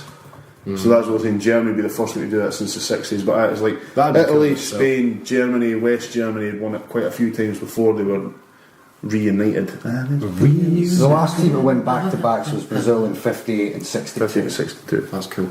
So I'd really like someone who's never won it before to win it. Iceland, man, I'm telling you, they're the fucking boys. Saying that, fucking Japan snuck a win in against Colombia today. They did, yeah. And then whoever tops that group plays the winner and loser of England's group. And do you want the result of the Russia game? Because for the listeners, the second half of the Russia game's been going on while we've been recording. Yeah. It finished 3-1 Russia. Salah scored, but it was a pen. Now, I was sitting drinking my pals at the weekend and I was saying, if you want to bet on this World Cup, get betting on penalties in a game. Fucking right, man. I think every single game so far. I know, it has had a touchdown. Nearly every game, but that's now the 10th penalty of this World Cup already. What the hell? And we've only played one round of games plus one extra game. So it says a lot about So, diving fucking the betting tips. Just on top of that, that means it's now Paddy Power have donated £80,000 to LBGT charities. Oh, that's good. They said before, because obviously how much shit goes on in Russia for gay people. Yeah. For every goal Russia scored, Paddy Power are donating £10,000 to an LBGT charity. Really? So that's 80 grand already been donated. That's So pretty just cool. I didn't know round that was about pretty fuck you, good. Yeah, that's Russia. really cool. But that'll be interesting. Like, I think Belgium could be a good shout because if you also look at the last 3 winners of the World Cup have all been European teams: Germany, Spain, and then Italy in 06. just from the last, I watched the second half of the Belgium game yesterday, and the second half they looked brilliant. Like they were clicking. That Mertens goal, that volley was an Oh, absolute. what about the pass from De Bruyne for the second? Oh, the outside the boot, the and things like that. And like you say, that's De Bruyne, Lukaku, Hazard, Boyata. These all play for. Never mind the fact they've got Alderweireld and they've got Jan Vertonghen as Fellaini. their central 2 defenders, and then you've got Thibaut Courtois behind that. That's a pedigree of a team, man. Back to front. Romelu Lukaku is my favourite soccer name to say. With Romelu Lukaku. It's tough on the tongue. Beast. the song that he had at Man United. He's a Belgian scoring genius with a 24-inch penis. People were like, that's racist. And I was like, I guarantee you, Lukaku does not give He a doesn't give a shit. Racist or Awesome. Works it out on the table. I don't just he done a press conference. Romelu, could you show us your penis? He's broken the table for those listening. This happens a lot. Right, well, we've got quite a lot to go through, so we'll be just jump straight into Raw or not? Raw or not? Raw or not? We just talked about the gym a bit, and I'm going to add this onto it. That's our huge list of bro. No, sometimes you have nothing, and Yeah, sometimes this is you one of have this is a long paragraph worth of working out with your in our situation, your girlfriend or your significant other, bro or no, in the gym or going for a run with your. Well, see, me and Chuff, we go to the gym all the time, but if we're sitting doing the same thing, it'll be a case of I'll put on the weights and I'll have to take them off for her to do something. So we go to the gym together, but we like split off and do our own thing and then meet up at the end. Okay, so you don't work out together. No, we'll do like occasional things that we've done. We've done like walking lunges with the big power bags today. Yeah. And we can do them at the same time because we can use different things. Yeah. Whereas like we won't do the whole thing with each other because it'd be a pain in the arse. It takes twice as long. Yeah, that's true. So I'd say go with them, Braw, but working out with them right next to each other, no. Yeah, I'd go with that too. Yeah, I'm going not to. There's no reason. I don't. Somebody asked me the other day. It wasn't even like a girl. It was sort of like, oh, let's go for a run if you're running. And I was like, no, I don't want to run with you. Why would I have my earbuds in? I'm just going to go run. There's no point in me running. I don't get that in general. Don't run with somebody. Like, what if they're significantly faster and you're like, Yeah. or really slow and is you're like, talking while I'm running. exactly, man. Now my Like, there's hamstrings are popping because you want to fucking sprint like the same ball. I hate running with people because I'm so bad and my knees are fucked, my back's done, and I've got the lungs of an 8-year-old smoker. So like, if I'm running, it's looking more like an uncomfortable walk rather than a fucking. And you don't sprint. want somebody seeing that. You want to be like, I'm doing pretty good right now. You could be running like really slow, but if you're doing it at your own pace, I think. Yeah, well, we go to the gym together because we both live in the same block. So I'll meet her after work, we'll go to the gym, then we'll go home. But it's not like, I'll do this and then you do this. And then don't go away over there. No, you stay here. I've seen people working out together. Like my mate and his girlfriend go to the gym together all the time, but. But the thing is though, like they go into the gym together, but they don't work out together. Like he'll go straight away, go and do his stuff, she'll do hers. Yeah, man. And it's so like, we'll like meet up and do core stuff at the end because that's all in the same place. But yeah, we won't like follow each other around like. So I guess if you're working out together, no. But if you're going into the building together and doing your thing, and you're both working out, then bro, I can't say personally because neither me or my girlfriend have ever worked out together, like ever. I don't think I've ever been in a gym or near a gym. We're like with her. I was like, you're annoyingly in shape. I'm not, man. I just have a metabolism like fucking. I just eat whatever I want. Me too, man. I should be about 90. This is why I asked the poop question straight away because it takes up the majority of my day. 3 so times I'd a like day, to know how like other people do clockwork. this stuff. Oh wait, shut up. Right, we'll go. The first one I've got down here is You gotta read. prawn cocktail crisps. Oh, crisps. I would have just said prawn. Well, that's what I meant. Prawn. Yeah, man. Yeah, go for it. Prawn cocktail crisps. Bro. Okay. Bro. No. Absolutely no. What? They're gross. They're terrible. You're fucking gross, man. Fucking love them. Fuck you. They're my second favourite crisp. Whoa, Cheese and onion first. man. Sometimes I literally will mix the bag. Oh, are you I'm crazy? fucking insane. No, I am. I'm But you insane. don't know. I have something related, a crisp one after this too. Yeah, that's what I thought. But absolutely not. Do you Prawn not think cocktail it goes down to the brand of crisp as well, though, No, man? man, You're having a prawn and cocktail. No. No prawn cocktail crisp, man. What, you just a straight up, you don't find them? No prawn cocktail. It's Right, you know well, what? okay, They're we'll not go good. away from that. What about, what crisp do you like, flavour-wise? Cheese and onion. Nah, man, cheese and Yeah. onion. So, you've got a tube of Pringles there. Cheese not like the sour cream and onion or whatever. Yeah. Awesome Pringle. Yeah. But then what if you got like a Golden Wanderer cheese and onion? You're like, it's nice, but it's not the same. It's not the So same. that's the same with me. my A prawn cocktail crisp has to be the brand. My favourite crisp is regardless of brand. I love me some salt and vinegar. Aye? Yeah. Yeah. Especially the I can salt go and- anything on a cheese and Especially onion. the salt and vinegar Pringles that like fizzle the inside of your mouth. Have you seen the video of young like babies eating cheese and salt and vinegar crisps for the first time? It's the greatest. I'll show you. I'll tag you in it later on, man. Please do. It's great. So I'm going to say no, Bro. No. Andy Mack. Fucking yes! I was That was the standard Andy Mack, just say nothing and wait for You it. never even fucking asked me on the last one. Oh, bless him. Rachel will be chiming. She'll be like, "You left Andy Mack out of fucking Braw." Oh, so we'll go back, Andy. No, it doesn't matter. The pain is there.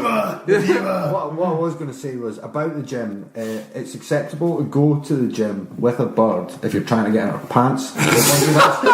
No, because what if she gets in there and she can rep and you're fucking shit? Then you're getting nowhere near her fucking pants. Because you're literally confidence thing. like, I You like just to gotta just deal go with in it. with 5 kilo, work my way up to like, I don't know, 5. What do you bench? All of it. What do you bench usually outside? Picnic kind of bench for me. Anywhere I can put my food down. Yeah, exactly. Well, Mike's got another crisp. If you're huge, that works. If not, man, don't fucking Just go light and take it light and see how. So I just like to get the high reps in and just bust more of a it. muscular endurance workout for me. I'm a cardio kind of guy. But what's to go for Watch the me blood? step for fucking 3.5 hours. No, you never do the step machine to that man. Just get on the bike. No, because then if you do end up getting lucky with her, man, you can't do shit if your legs are fucked, man. Do you know what I mean? Like, I like the ladies to control. yeah, I think just sit and do nothing. My That's legs cool, are dude. my legs are tired, baby. It's not just me that's going to be walking funny later.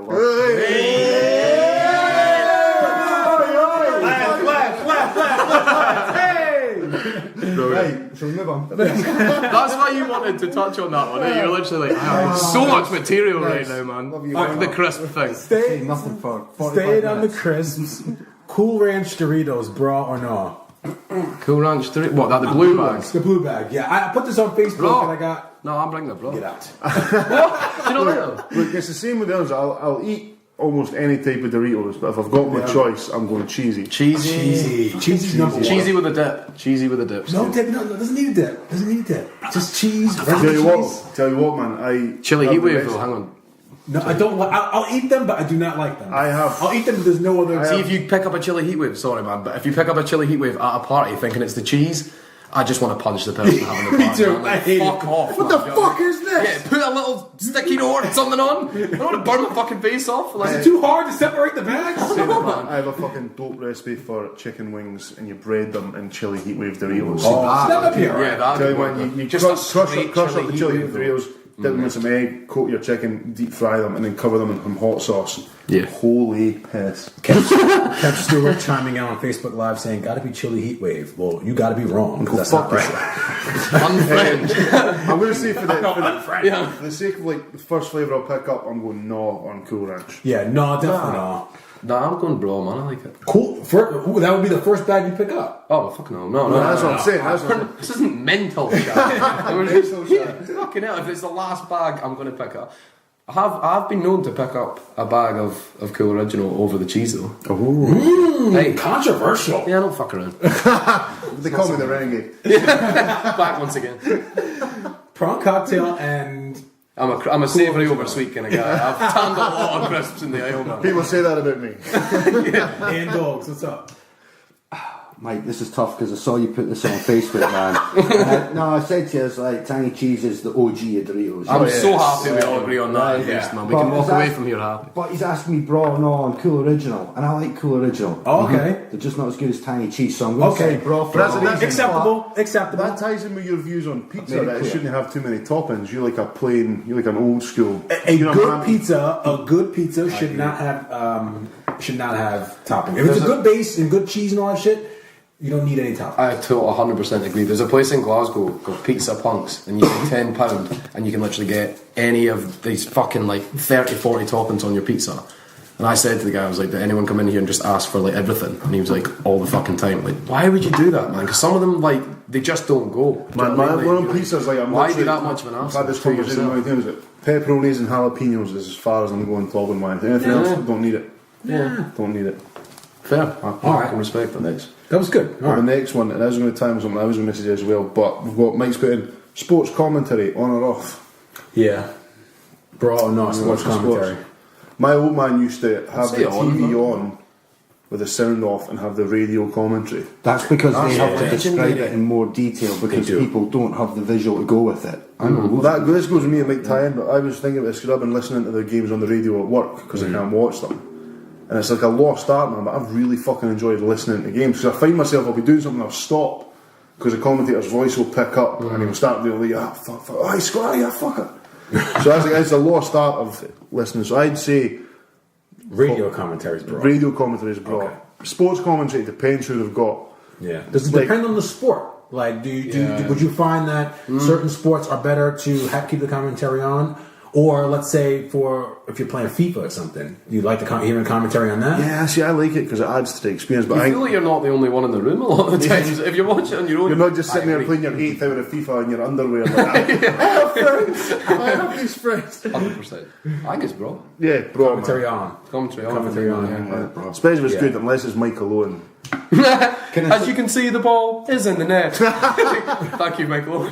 Can I say who's been really good this World Cup has been John Champion and Ali McCoist. Yeah. And Yes. McCoist was Yeah. on another game today and he was dropping all sorts of fucking bombs on Russian literature and all sorts of stuff during the cup. And He was Twitter, everyone on Twitter was just like, yeah, fucking, we want more Ali McCoist. I was like, yeah. That's where it can be not bro though, is when a commentator tries to veer off the sport. Yeah. And you're like, dude, nah. just Some stick people to what pick it you know, up you know what I mean? really well. Yeah. Like there's been a Others million are just ex-pros and they're just like, and he's tried to pass it to his teammate, but the other team player, he got it instead, so now the other team have the ball. Oh no, the original team that had it before, they now have it back. And you're like, No it's- disrespect What's to the you, goal man, they but American commentary on football sometimes is fucking mental. Like, literally. Wait, on How soccer? did the goaltender miss that? Like, the hat's on the field, we all know what that means. It's a hat trick. You're like, fuck. Oh, Have you ever seen the video of We're a new country. Have you seen the video of the boy from, is it the Seattle Sounders? Yeah. And he's like, so you've seen all these videos of like the British and the European like campos like getting the crowd going, and they're like, yeah, brilliant. And there's this one guy in Seattle, he's just screaming with this manic look on his face, and 3 people are like, yeah. Everyone else is like, this guy's on meth. Got to hype yourself See up if there's only 3 guys there. because it's fucking hilarious. I wonder. Yeah, that's funny to post on the page. I wonder if like the American MLS teams are gonna have like, you know how you guys have songs for all your clubs. Like, Oh, man, I want to get like Jay-Z involved in like the New York team. You know what I mean? Like, let's get some good people involved. There was Exactly. one sound that literally just went, "We believe that we will win," like over and over again. I love- like, Wait, an MLS team? what's that? Was that an MLS team? Yeah, Oh, for fuck's like sake. literally, It's we like- believe that let's we go will win. It was like, this is a defense. Barney song. Yeah, there's compilations of the worst chance in Yeah. the MLS and all that. The It's, fucking UK, man, UK has some of the best shit like ever when it comes to rinse people. I remember one Yeah, player, I a guy can't called see. Jason Puncheon, went off the pitch. He had the word in his ear, went off the pitch and came back like 5 minutes later. And the all opposing fans just started going, went for a shit. He went for a shit. With I some, can't even. I'm trying to think of a few that aren't like really bad, but no, there's some absolute belters. was it Chris Boyd, who used to play for Rangers? There was a chant going about him saying, you're just a fat Marty Pello. Like the lead singing out of Wet, Wet, Wet. Or my favourite one was the Dundee United fans when Rangers were able to go to administration, and the chant was, it used to be, I'm Rangers till I die, and the Dundee United fans was like, you're Rangers till July.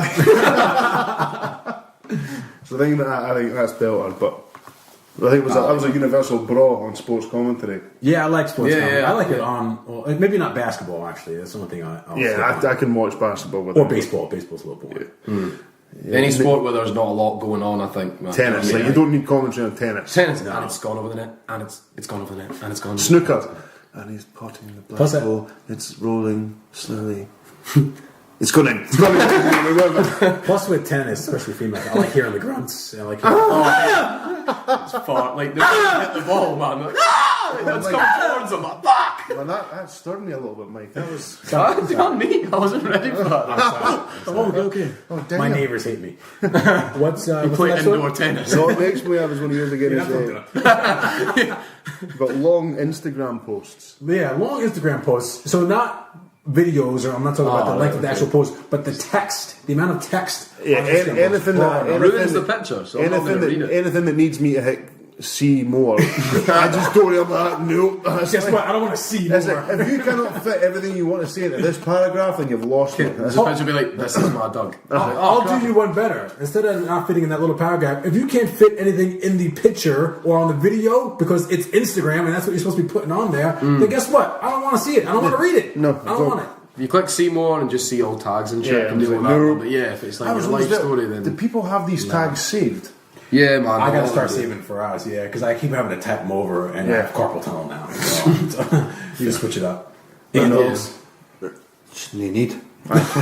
No. Straight to the point. Yes. No, I'm words. with you there, man. Universal nose. No, Universal it noise. isn't. Half the time it doesn't relate to the fucking picture. Like it's the most in-depth story about somebody's. Oh, Walkwright just checked in. Is the new music's out right now? Yeah, he's got it. I need to go and see him. Alex, I'll come and see you for some CDs this week. But yeah, it's out on congratulations. iTunes, Spotify. Has this guy got the hookup on music? What's going on here? Yeah, he's just released an EP. He's just done another Oh, rapper. we had on a Yeah, few What kind of weeks music back. is he then? Hip hop. Sweet. yeah, he's a rapper. Rapper. Poet, he's a Very rapper. good. It's Alex O'Mulligan.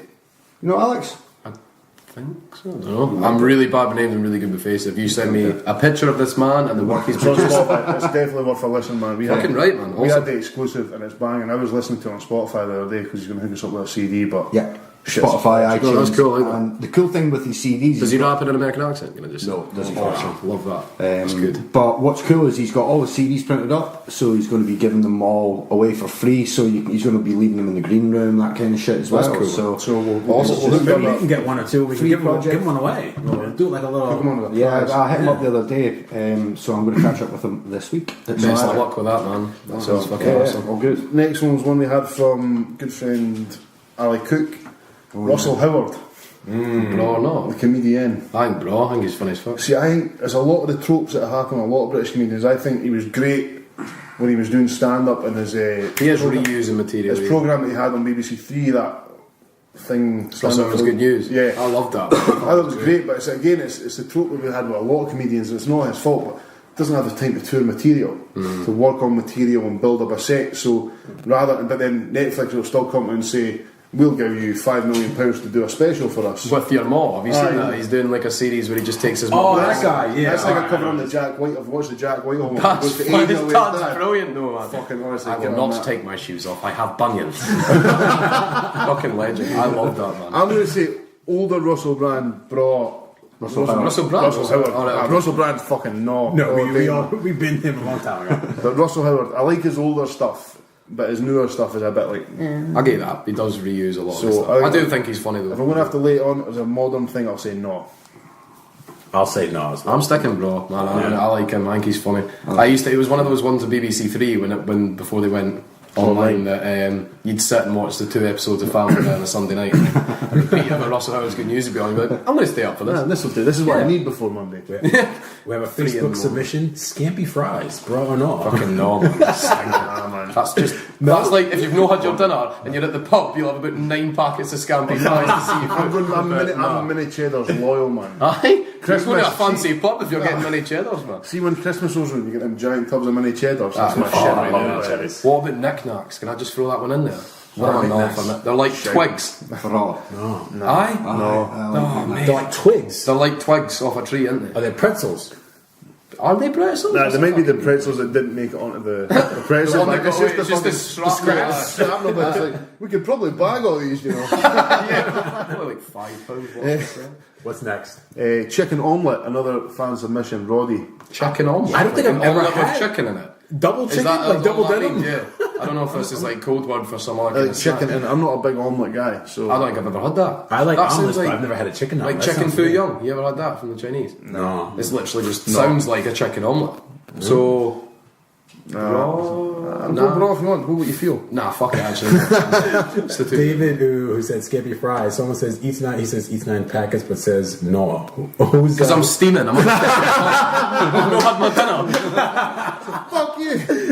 I would eat 9 packets of fucking anything. The shit that you put in your mouth when you're drunk. I mean, food-wise. The people you put in your mouth. I mean. You know, you get really drunk, you have a dick in your mouth. Right, last but not least. So wait a minute, I was no for that one. What was Chicken it? omelette. chicken Yeah, omelet? nah. I've never had it, but I'll go no until I try it. Yeah. That's good. Fair deal. right, make some chicken omelets for us. Fucking at right. all level, 4, please. Final one we have, a very recent submission, mullets. Mullets, yeah. I like them to look at and make I fun am of. so fucking in a mullet. I'm If you've got gonna the bollocks to rock a mullet, man, I am your friend. I'm going to see if I can find a photo of my dad's mullet and I'll upload that shit because it was powerful. Mullets And are at one point he fucking had the moustache as well.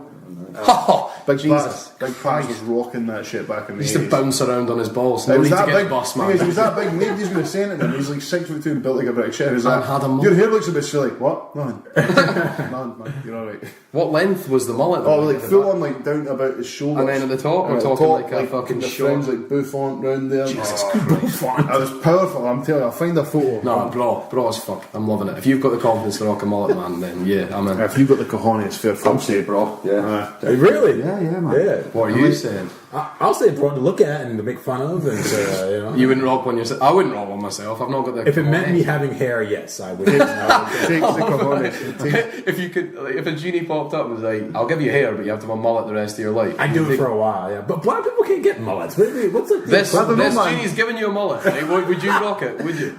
If it was like I Frodo and Tom. would. Just for like, yeah, but I have to change my whole style. Even the could definitely get lost. What was the boy? Stir yourself around your mullet. That's what Who was the lead singer of the Times? Something of the Times. James St. Bob going about a time. Do you remember James St. Bob? We've got the band at the end. Something in the Times. Morris something. Fuck, man, this is going to do my. You had this with Grant when you couldn't remember the name of the smoke pit. Do you know? This is going to fucking annoy. Morris Day in the Time. Morris Day in the Wow, Times. there we go. Him and Rick James with a big fucking glorious locks. You could have mulleted that shit right up. Rick James, bitch. Adore yourself. Unity. Have you seen that sketch? But what? Have you not seen the Charlie Murphy sketch? Charlie Murphy. Have you seen it? Oh, of course. Yes, good man. We'll post that on the Facebook. Yeah, there's so much shit. It's spam Facebook. We have to fucking. We always have. we to always be forget. So. Yeah. We're getting better at it. We're getting better I'll at help it. you out with that one. Yeah. Oh, this is when I've just seen this right at the end. I wanted to talk about this as well. This is not Braw or not. Oh, okay, we don't problem. I think we've reached it, but it was. Thanks for everyone for chipping in. Thank Yeah, you. that was cool. So the recent demise of XXX Tentacion. Oh, Triple X. Yeah. See, now, I fucking... Triple X Tentacion is a bad, or was a bad man. Like, he done some bad shit. Yes. But his music was fucking awesome. Like, I literally loved it, man. And I think if you're going to sit there and talk about the guy, then we're talking about something totally different. We're going to talk about the music he made and how he managed to channel so much fucking messed up shit aside in his music. The guy was fucking... See, I've never listened to his music, and I've seen so many arguing sides since he passed away. Now, I don't want to make fun of anyone dying, but at the same time, I've read a lot of horrible shit that he did. So I'm just not going to chime in because nothing good's going to say. If we this want, like, this guy was a cunt and he beat his wife when she was pregnant. Blah, blah, blah. Man, but do you know what? I've seen people posting stuff about Triple X and all the shit he's done, and I know for a fact that a lot of the guys listen to other artists who've done really fucked up shit. Exactly. Man. Yeah, the fact of the matter is, it's like, yeah, but you know, this guy, this. No, like, for me, if you're not going to listen to someone because of what they've done, fair play to you, man. Like, if that's what the way you feel about it, then don't. If you are going to slate other people for listening to someone because, like, do you know this and do you know that? And if they're like, yeah, I do know that, but I don't fucking know it, I'm liking his music. Yeah. Don't fucking rip him, because I can guarantee everyone that rips you in that situation has listened to someone and probably not even known that they're a fucking mad, horrible bastard. Fucking look at fucking Michael Jackson. Innocent, let's be honest, but still, the fucking debatable. Like. Look at R. Kelly, man. R. Kelly just cheated on the girl, man. He's got issues, R. Kelly. R. Kelly's got mad issues. Not dance when Ignition comes on. Ignition remix, Pump and Grind. We've got literally. What was the one from Looney Tunes? Not Looney Tunes. Sorry, I Believe Jam. I Can Fly. Yes, I Believe I Can Fly. What was at the end of that song when he just turned to the woman? I'm sorry. The creepiest line ever, but everything up until that was a great fucking song. As well as that. Trapped in the Closet at Hip Hopera. Have you ever watched that? No. It's on YouTube. R. Kelly's 13-part Hip Hopera. I pull up my Beretta. I fucking offered this, man. But yeah, no, this is it though. Like Triple X for me. See, when he first, it was when Andy was working at Badlands. And me and Andy listened to a lot of the same kind of music, man. And Andy was the one that was literally like. He's the kind of kid that like literally like you listen to the music, fair enough, but he'll also hit you up with like everything that's happened out with the music scene with him. Like when you were talking about Pusha T and Drake and all that shit, man. Like I love that stuff. I like the stuff that goes with the music, man. So again, away from him beating up women and doing all this, like he was in jail and released his first song from jail, and it got big because Drake, being Drake, swooped in and stole one of the hooks from his song, which was "Look at Me." Which, because Triple X has got this huge fucking fan base, they all picked up on it and were like, what the fuck? So then he got this like mad fame from basically Drake ripping him off, and then loads of people were like, what is that song? Listen to it, and it's like, holy fuck, it's a good song. He produced that in prison. That's fucking tight. But yeah. See, sorry, mate. Just saying, like, I've not said anything about him because I know he's done these bad things. He has done horrible things. There's going to be no benefit from me saying what a cunt. The guy was 20-year-old. He was 20 years old. He had a horrible upbringing, man. That guy was like hurt people. You know what I mean? Man, like not horrible. First person he ever fucked up, but he was like 6 because he had to like pull this guy off his mum when she was getting fucking beaten and raped and this that and the next thing. He picked up like a shard of glass or some shit. Fuck it, this guy. Like that's a 6-year-old boy. Like he's gonna grow up to be fucked up, man. The guy's clearly had some issues. Like it's not just huge what he done, but he's obviously not mentally well. No. But then comes that. In my eyes, man, like, it doesn't excuse anything he's done because he, like, the stuff that I've read about him, you're like, oh fuck, there's nothing. But from that, being kind of selfish, man, like he made good music from that, and the stuff that he also addressed a lot of fucking people, man, and people were able to talk to him because there's some fucked up people out there who need an outlet, man. And he was also a guy who would be on Instagram, on Twitter, on everything, every fucking night, being like, right, I'm opening my message like line up right now. If you've got whatever on your mind, man, come and DM me. And there's people that are like, well, fuck you, man, you've stabbed someone, you've killed someone, you've raped this person, you've done that, and he done some horrible shit, but because of that, he was then literally, for a lot of people, not like the normal people who are like us lot, who are like, we don't do that shit, that's fucking wrong. There's people out there though, unfortunately, who do that shit, and he was that lifeline to those people, and would literally, like, these people could come and speak to him. So again, and he raised some issues that were fucking like needed to be raised as well. The fact of the matter is if these things happened to him as a child and he ended up in the prison system, what kind of support things were put in? Do you know what I mean? You know for a fact in this country probably, or you'd hope from everything that's coming out of mental health, if that happened to a child nowadays, they would be looked after and tried to help get into society, or at least not then trying to prevent them from ending up in prison. The problem is, like we talked about with the drill music and that, there's not enough things for kids to do, never mind if a kid's got a shitty upbringing to then. And he wasn't like he got out of jail and then sorted himself out with music and stuff. Like I said, the music got him out of that. Do you know what I mean? Like he was still very much in amongst that life. Like if you listen to interviews on, is it the Dunkest? I'm sure it's called the Dunkest, something like that anyway. It's basically get hip hop artists and stuff on and talk about them and their music and whatever. And like that was where I first listened to him talk about shit that he'd done like in prison. And to get into prison, you're like, it does throw you off, man. You listen to him and you're like, you are really fucked up. But then if you listen to his music and you liked his music, you would know he was really fucked up. Because the guy used to fucking put it out there pretty openly. So if you liked him, it was a shame. And well, that's the thing we've come a lot on this podcast, is saying that you can dislike someone's actions but enjoy the thing that they've done. Yes. You don't know the fucking guy. You know what I mean? You're never going to know. The only thing you know about him, unless you delve into it and read more, is that he makes these music, these tunes. Like Jay-Z, for example, like this is just me pulling someone out there. He could have done some. Like he was the biggest fucking drug dealer in his area up until he became Jay-Z. He was on six figures before he became Jay-Z the rapper. Yeah. Because he was punting drugs. Now, what about all these people who are like, I fucking hate drug dealing, man. I hate, like, don't listen to Jay-Z then, man, if that's the way you look at it. Because he didn't want to be a rapper. He was making more money selling fucking coke in, well, was it the Bronx he's from? Brooklyn, sorry, yeah. And he was, do you know what I mean? Like, they've all got a pass, man. 50 Cent. And linking that to X, like, he got in trouble recently for that. I think he may have been in jail for a little while. He got out, and it seems like at least he was putting on social media that he was kind of turning things around a little bit. Super positive with everybody. And you kind of see that now. People, I think it's stupid. People taking screenshots of like conversations that they've had, and he was just being really positive. And it's like, yeah, this guy's trying. It seemed like he was trying to turn his life around. So it's like, he did a lot of bad shit, but like, why not at least take his music and at least him taking his life in the right direction now, or at least right before he died, and why don't we celebrate that, or don't say anything at all? But just don't, that's one thing that's been pissing me off. As much as his actions are unforgivable, there's no benefit from someone like me who thinks that to go online and bash the guy's deed. No. Exactly. What are you going to get from that? What benefit is that going to make to anyone, to any situation? Think, yeah. You know, people being like, don't listen to him because he's done this, or if you are going to listen to him, just know he's done this. And you're like, well, what the fuck is the relevance? Really? And another thing that I find is super disturbing now is like within minutes of me reading that on Twitter that he had been shot, like there was a Snapchat video of him like laying in his car like that, and that's like we aren't meant to see that. We aren't meant to process that. Was it you that shared the note from a nurse? Yes. On Twitter, so the nurse saying that she was there. I don't know if she treated him or she was in the hospital when it was. The thing is, apparently from the statement that she wrote, that one person checked his pulse after he'd been shot.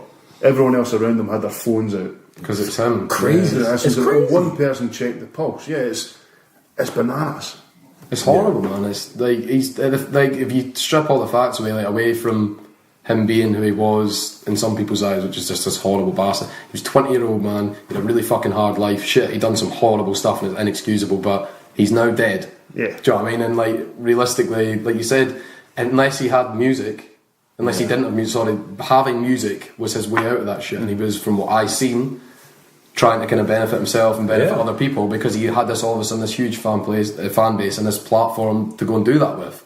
Before, he had fuck all. He was literally, from what I've fucking read about the guy, man, he was only getting a decent meal and a decent night's sleep if he was in jail, man. So you can't base someone. He's had all this shit in his youth, so his mental health's always going to be fucked. But what kind of support has he had, especially if he's come from a lower income area, like a hood, so to speak? Do you know what I mean? No, he did, man. He was proper. What sort of support has he been given from a young age? Because especially your formative years, man, if I wasn't looked after the way I was when I was 6, I'd probably be fucking mental. You're right, man. No structure at all in his life, man. The guy had nothing. So I don't know. You can't, because we're all lucky enough to turn around and be like, we've never experienced that shit. You shouldn't do this. You shouldn't do that. You shouldn't do that. Yeah, you're right. You shouldn't, man. But it's easy you'll never to know. say from our position. Exactly. I read this story a couple of weeks ago about. It was a story. It was an article from the 90s. It was from Chicago. A kid in Chicago, I think, was 11 years old, and it wrote about like a 2-week span of like this 11-year-old kid who was like the most notorious gangster in Chicago. I'll put a link to it on the Facebook page. But and who ended up getting his head blown off by the gang that he was with because they thought he was going to turn around. But it's like, imagine what you were like when you were 11 years old. Imagine your son or my daughters. And I was like, imagine that kid, our kids having access to a gun and using it and robbing people and doing that stuff. Imagine the type of trauma and the situation that they have to be in to actually carry these things out. So it's like, again, not making excuses for anybody because it's all fucked up because there are people that have been in those situations and have gotten out of that. But I think we need to be a little more open-minded when it comes to stuff like this and not be so quick to slam people, especially and make jokes on social media about people dying. Like, that's just so crazy. The way I see it, man, is like, You're right, man. You have your platform, but decide what you want to do with it. Because if you have X amount of followers and you're going to punt a joke about someone who was murdered, regardless of what they did, does that make you a good person? Does that benefit your day? Does that benefit anyone around you? If you were like, this person's dead, haha, you're dead as fuck. Do you know what I mean? What's that going to do? If you've got nothing nice to say about the person, just fucking say it. Yeah, exactly. Just leave it.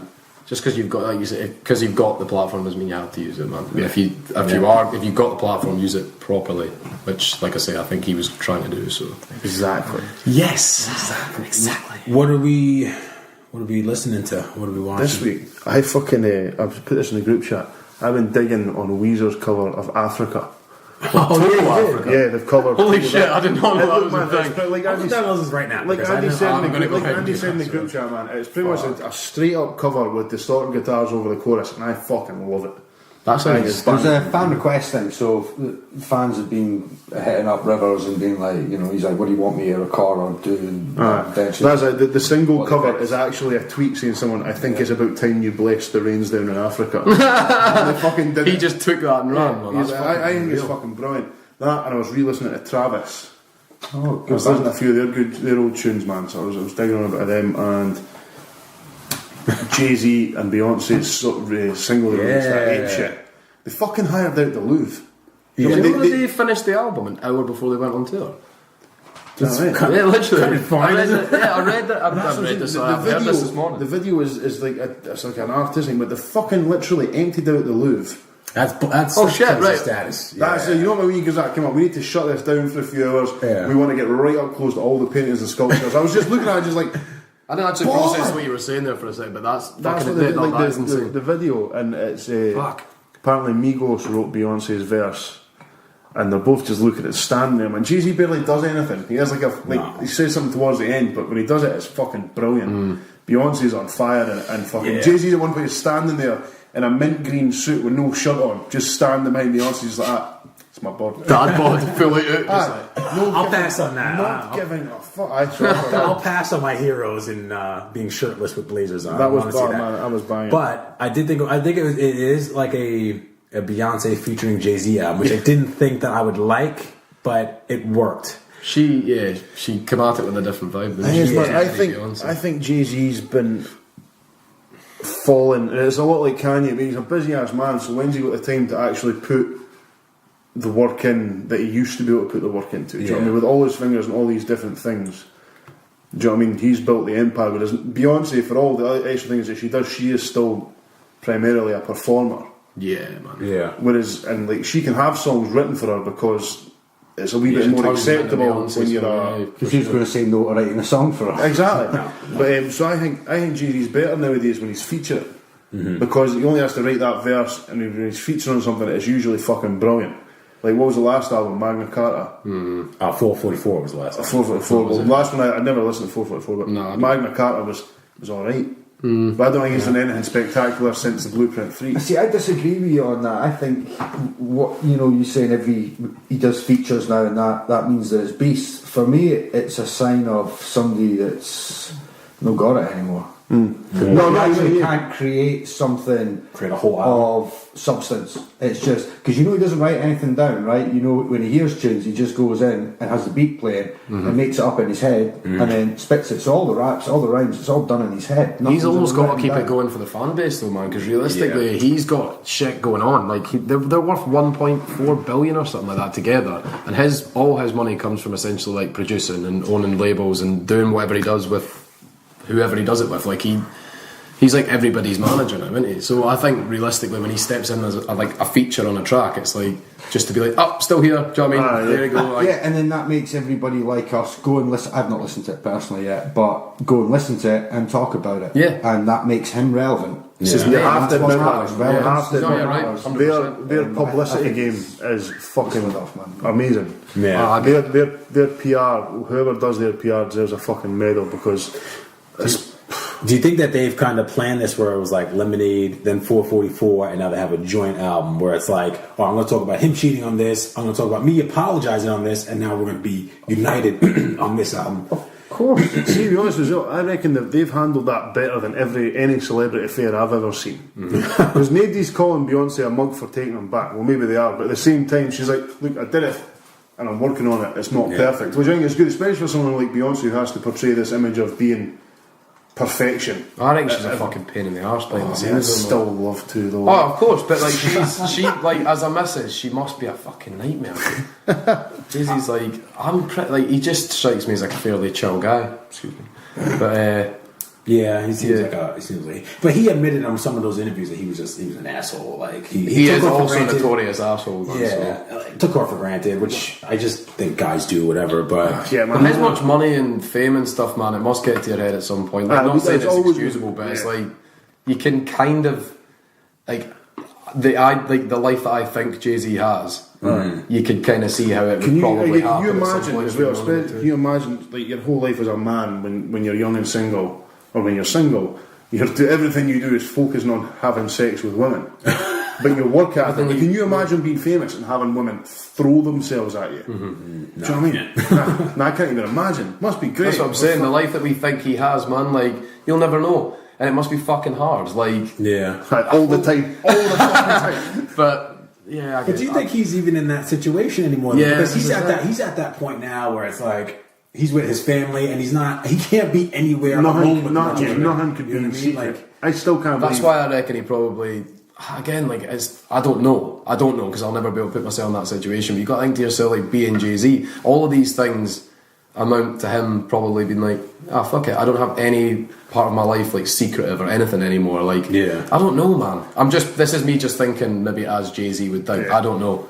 I think personally, though, that he's probably just, I don't know, seen an opportunity at some point and been like, fuck, I'm Jay-Z. And then being like, oh shit, she's Beyonce. Like, what the fuck am I doing? That's what I've been listening to and watching. I watched one episode of Queer Eye for the Straight Guy. Okay. It's alright. Mate, I can see, like, my missus, she fucking loves it. What is it? So there's five gay guys.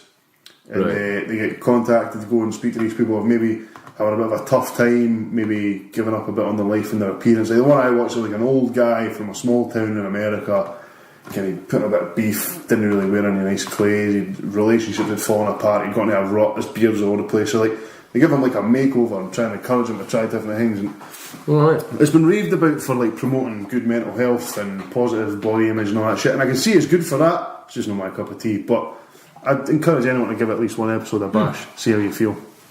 Fair. There you go. I had no idea what it was, to be honest. It's alright. I'll give it a crack. I got to watch it and I got to watch the football as well, so you know what I mean, it's bounce. Man to man. And we'll just veer over. And that's a lovely show. I've just been Love Island, of course. What's going on with that, man? Listen, I know that I watched it last year because obviously I was trying to get in. I was getting in about some bums, so that's why I was doing it. Is that my reasoning for it? Yeah, you do. No, it's quality programming. You're in the Love Island scene. I'm fucking right on.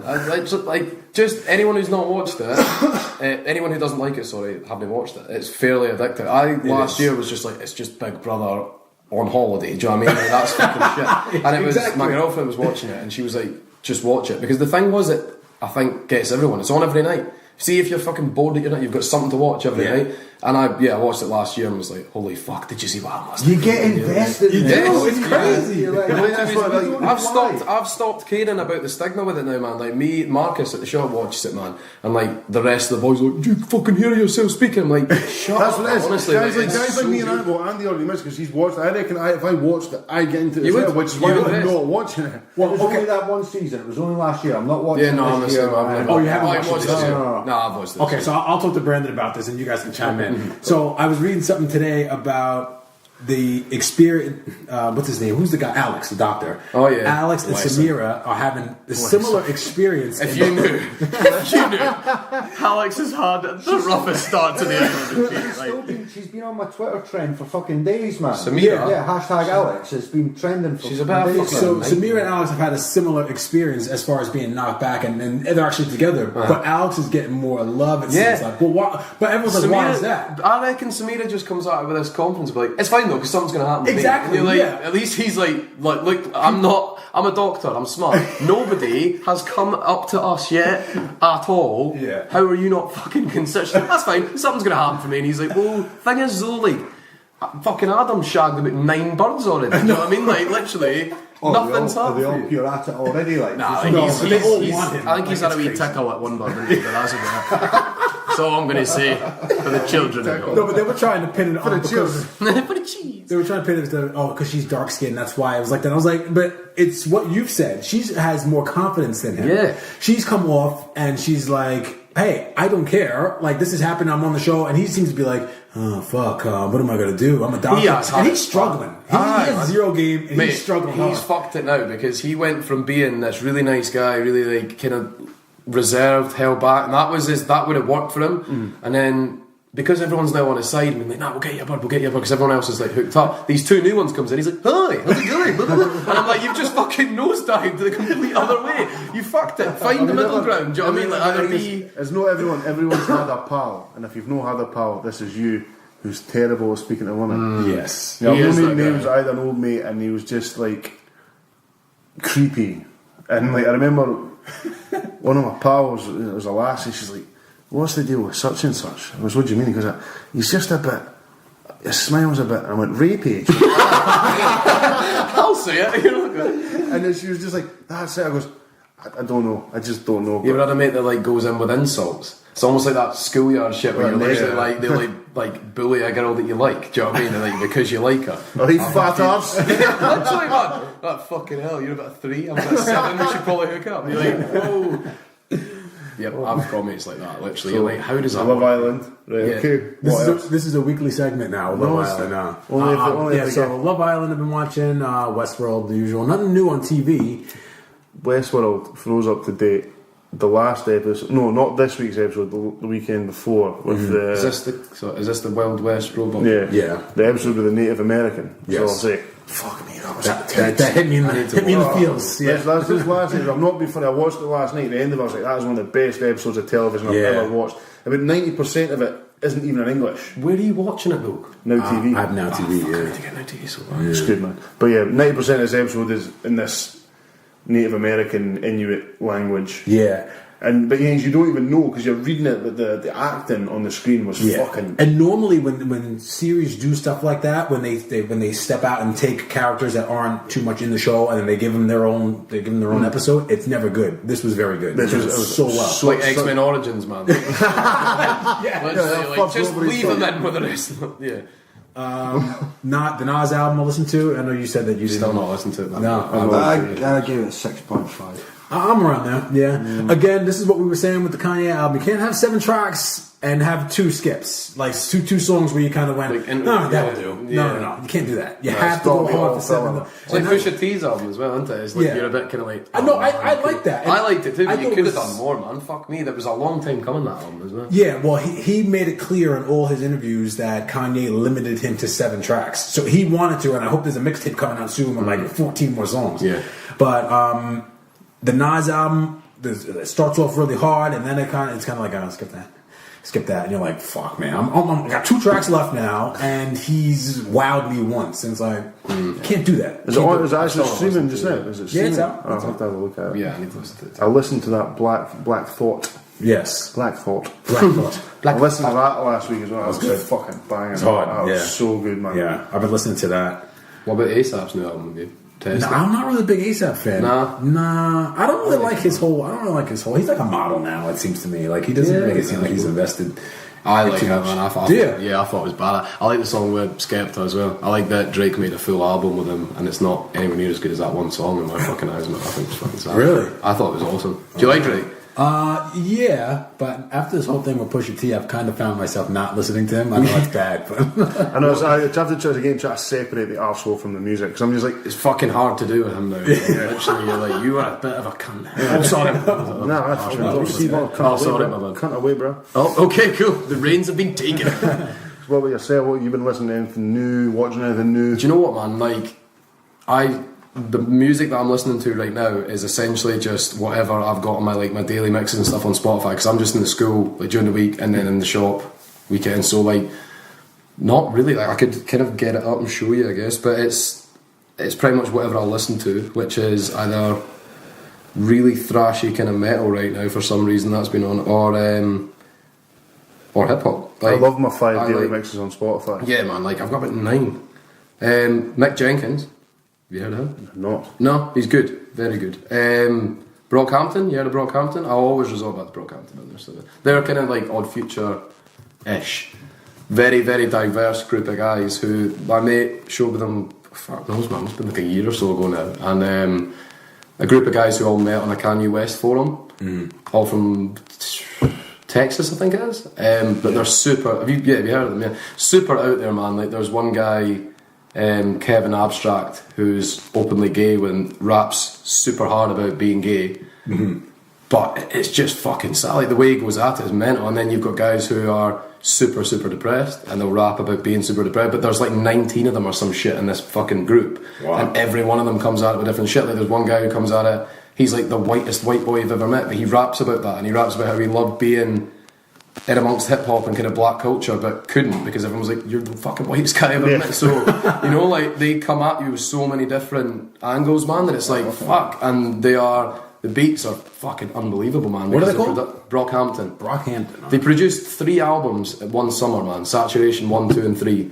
And there's a guy on there, Matt Champion, who I was listening to for a bit.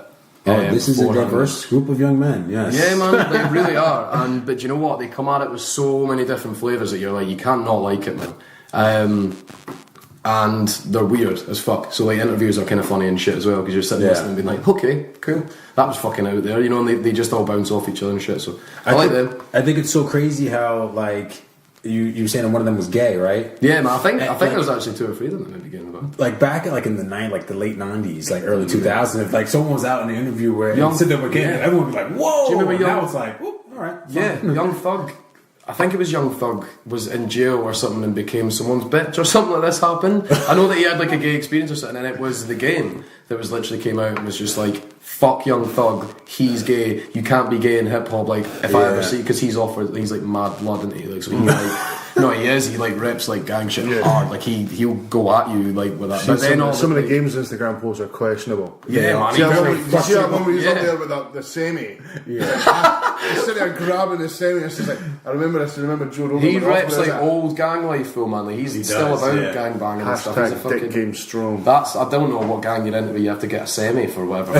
Young Thug's gang. He wants the full. Remember me and Takashi repping hard. Oh, jeez, listen to 6ix9ine and that. Love 6ix9ine, yeah. Do you? Yeah. Like, what should I get a sleeve of? Probably just all the word that's 6ix9ine, just constantly. What should I get on my face? Probably 6ix9ine. What should I get on my other arm? You guessed it. I'm not disagreeing. He's a piece. But his tunes are great for when How you're in the are they gym. great? When you're in the gym, because he's just if you're not listening, his tunes are brilliant. just getting angry. Have you heard? He's got a song with Chris Brown, and you listen to Chris Brown and think when he sang that song with you and all like the really like old school song, and now he's on a song with Takeshi 6ix9ine. He's like, rah, rah, rah, like proper screaming. You're like, shut up, Chris Brown. This is not you. That's enough out of you, Chris Brown. Yeah. Andy Mac, what about yourself? Not much, man. Obviously, new Nas album that was anticipated and disappointed.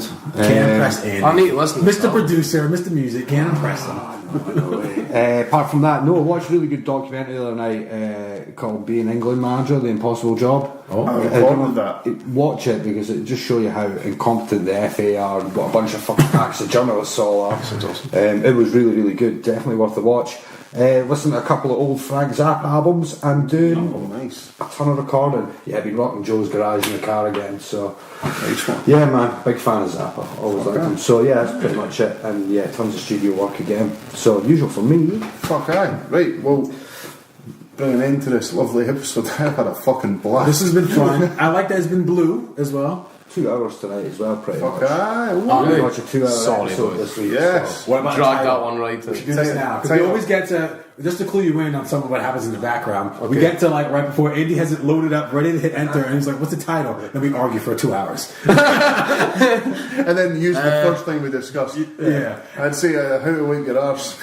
How do you wipe your arse? How does Gwyneth wipe her arse? Stands, no, what do you say? Yeah. Holistic sex toys? Holistic sex toys. Hole, H-O-L-E, is the Pooey hole. Oh, what else did we say? We did have one earlier. Fuck. I'll remind you when I listen back to it when I get it all. Yeah, this is what happens. He listens Yeah, I was to gonna, this is too much Either pressure. that one with Mexico got beef. cups of urine on the American team. Well, thank you again for listening, guys. Thank you, Brandon, for coming Thank you so Fucking much shit for last having me, night. boys. It's That been a was fucking blast. honestly, it was brilliant. Hand out our social media. So, find us on Facebook, Monkey Certified Podcast, iTunes, Podbean. Apparently, Google Play don't do podcasts in the UK. We've since You found can't out. upload the podcast to Google Play for that, like you do on iTunes. It's not available in this country at this time. Only in the States you can do it. You can do it with a VPN, but I'm not downloading that shit on my computer just to get it up. Clogging it up. iTunes, Monkey Sword Fight Podcast, Podbean, Monkey Sword Fight Podcast. I'm on Twitter at Monkey Sword Pod, Facebook, Monkey Sword Fight Podcast. I'm on Twitter at _M_dots. I'm on Twitter. I've been tweeting a lot this week. Yeah, I've been stuff. heavy tweeting this week. Yeah, at Macapella. So give it any of your social medias. Everything is just my name, Brandon Mundo. Brandon If you Mundo. want to do whatever with that. Badlands Barber in school. Things like that. Yeah, we've Yeah, got how can you Badlands sign Barber Co. Yeah, I'll throw that one in at Badlands. We'll share all your stuff. We'll post That'd it. be We'll cool, go through yeah. other pages, let's say. But thanks again for coming on. Thank you all for Pleasure. listening. Like, review, subscribe. Please do. Thank you. Come back next week. Peace. Nice. That was so much fun, boys. Honestly, that was fucking rad. Thanks, man. That was fucking awesome.